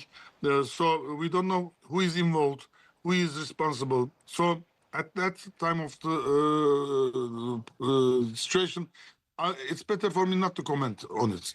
If you I'm not going to ask you to comment on the allegations made against Southampton, even though it's pretty established they've copped to it themselves and everyone knows they've done it. If you were the victim, your team had been the victim of another team spying on you to ascertain your team's setup 2 days before semi-final, what would your reaction be? Steve Gibson is raging, prior to the results, what would your reaction have been? I would be furious, of course, if everything is completely true and there is no doubt, zero doubt. I would be very furious, and I would ask this question: how many times it happened before? So I mean, only this did it happen before? So I would be very, very angry, of course, if everything is so solid. And I really, as a person, I don't understand why people do things like that. This is far from me. I always run for justice in my life, but it happens. You see something, so many things. You are surprised. I'm really surprised too. But hopefully, the owner side of Southampton, I know them. They are good people, nice people, and I am sure that there is nothing to do with the owner side. But how much the technical side is involved, I don't know. But whoever is involved, I think, put the evil in football world this week. Would you, if it was proven, and I think it's going to be, no doubt about it, if you were the victim of it, would you have wanted them to have been booted out of the playoffs? Would you want that? Again, I'm not sure about it because, for example, what will happen if somebody fake dives and they win, some teammate wins a trophy? Then I ask this question. I mean, in football, there are sometimes this kind of things. So the punishment, what should be? Again, I have to speak maybe with you, with one of clear minds. All of us together can speak. I wouldn't speak again by myself, giving a decision. Because in football, for example, you dive and get a penalty, then you win a trophy. Like hand of God, for example. So it happens in football, some cheatings, but this happens and what should be punished? Again, I wouldn't comment because at the end of the day, they will be our opponent, very probably, let's say. And I don't want to speak negative about our opponent. Okay. Achun, thank you very much indeed, in spite of persistent questioning from my my learned colleague to my left. Achun Ilikali, well done in getting to Wembley with Hull, and I'll see you there in the day, Achun. Good luck. Thank you so much. Expecting to see you there, of course. Good luck. Thanks so much. Looks nice in the Dominican Republic, doesn't it? Santo Domingo, it's beautiful there. Beautiful. Oh, you've lived there, have you? No, I've been there, and I live with someone that came from the Dominican Republic, so mind your business. You lived with someone who came from... I shared an apartment in New York with a guy that came from Santo Domingo, yes. All right, so it's a very loose link to the Did you spend many years living with other men? No, I shared an apartment... No, I didn't. And what if I did? And what if I did? Very good point. Achun Ilikali, thank you for joining us this lunchtime. And we're with you live with Selco, where the trade goes.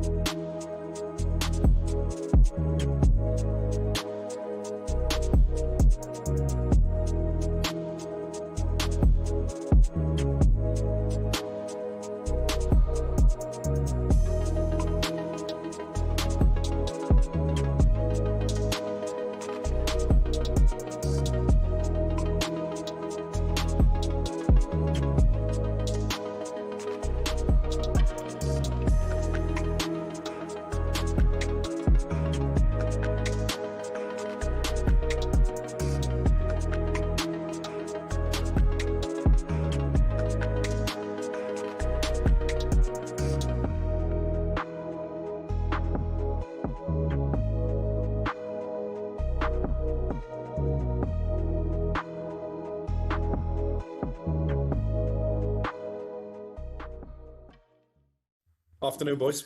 So, yeah, as we said earlier on to Andy Brasso, it looks like it was moving on apace, the Jose to Madrid train. So, where are we at? Yeah, that certainly seems to be the direction of travel. In fact, it's been suggested to me this afternoon that it's virtually agreed now that Real Madrid are going to reunite with Jose Mourinho. Of course, he's in charge of Benfica at the moment. He's had a pretty successful period since returning to Portuguese football, but there is a break clause in his contract at the end of the season that means a club can pay Benfica €3 million. He'll be a free agent, and that will enable him to move on. As I say, I think it will be back to the Bernabeu. I'm fascinated to see how this works out. It's been described to me as Real Madrid's worst season in a number of years. We heard about that dressing room bust-up last week between two of their star players. Obviously, it was a dismal defeat in the Clásico to Barcelona, handing them the title. So there's a lot of work to be done But it's not the first time that Florentino Perez has gone back to someone that he knows. And I think in Jose Mourinho, they see someone who can come in and assert that dressing room authority that maybe Xabi Alonso struggled with all the egos that they have on their books. And clearly Arbeloa is struggling as well. Good stuff, Cookie. Thanks very much. No worries. There's Alex Crook there, and we'll keep an eye on that story. Andy Brassel was sceptical, I think it's fair to say, earlier on, our European football expert, that was going to work, but the chairman or the president does what the president wants. So we'll see what happens.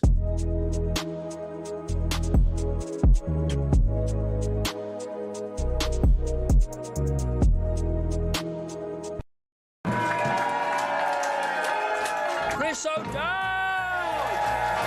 When you get the offer to be the voice of a sheep. Yes, you can only dream, really. Kelly Riley and Cole Hauser. Well, how much of rip does your husband in real life have about him? I mean, yeah. I mean, he's a man. He's a dude. Kirsty and Phil. Can we talk about one other thing? We can talk about loads of things. It's an interview. Wake up, it's a beautiful morning.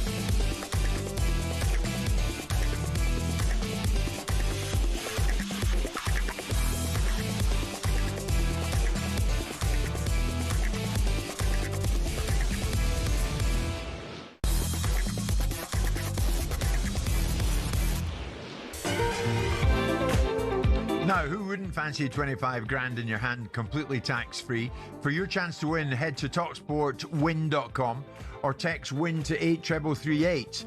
Text online entries cost £2.50 plus your standard network rate, or the number to call 0343 418 7260. Entries got to be in by the 18th of this month. That's when you'll need to answer your phone if it rings. 18 plus, UK residents only. It's a network promotion. Full terms and conditions at talksportwin.com. This time last week, Danny, as we were heading into the final part of the show, we were talking about Arne Slot and Liverpool, and you were telling me that many of the hardcore Liverpool support had virtually given up on Arne. Yeah. And that, no, if it was down to them, he wouldn't be there at the start of next season. So what do you know? They go in against Chelsea at the weekend. It's a point apiece. And afterwards, he was asked, those disaffected fans, what chance have you winning them back? Yeah, I do. Yeah. Not this season, by the way.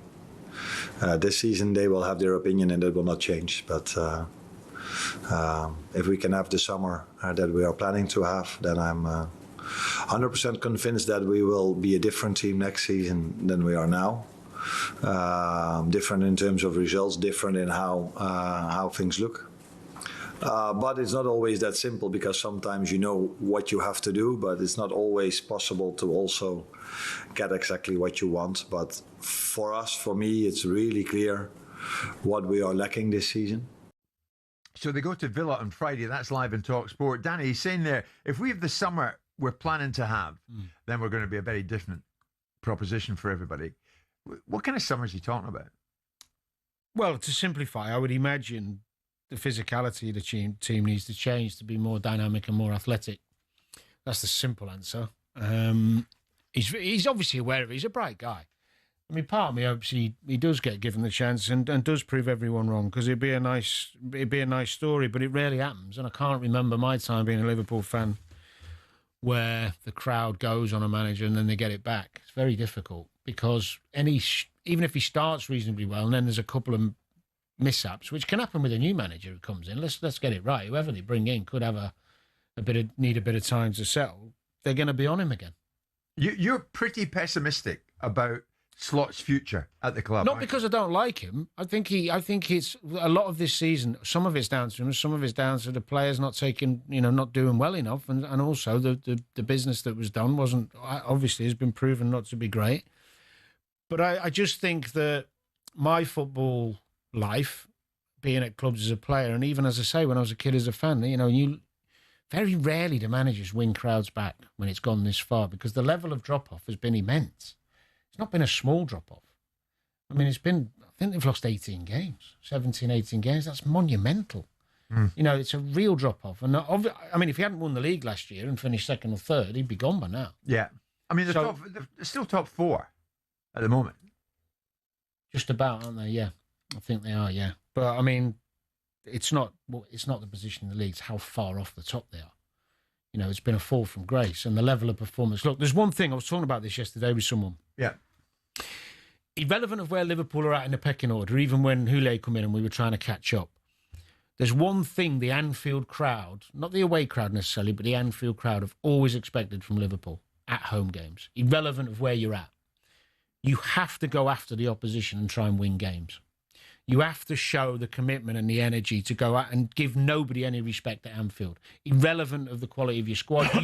You don't set up tactically and cutely and try and ease your way through a game. And this season at Anfield, far too often teams have dominated the ball and been easy in possession. That can't happen. It doesn't happen at Liverpool. It never happens. Even when we were trying to catch up to United and Arsenal, if they come to Anfield, we're going after them. Now, there was games away from home. We'd never go to Old Trafford and go after them. We'd get pumped.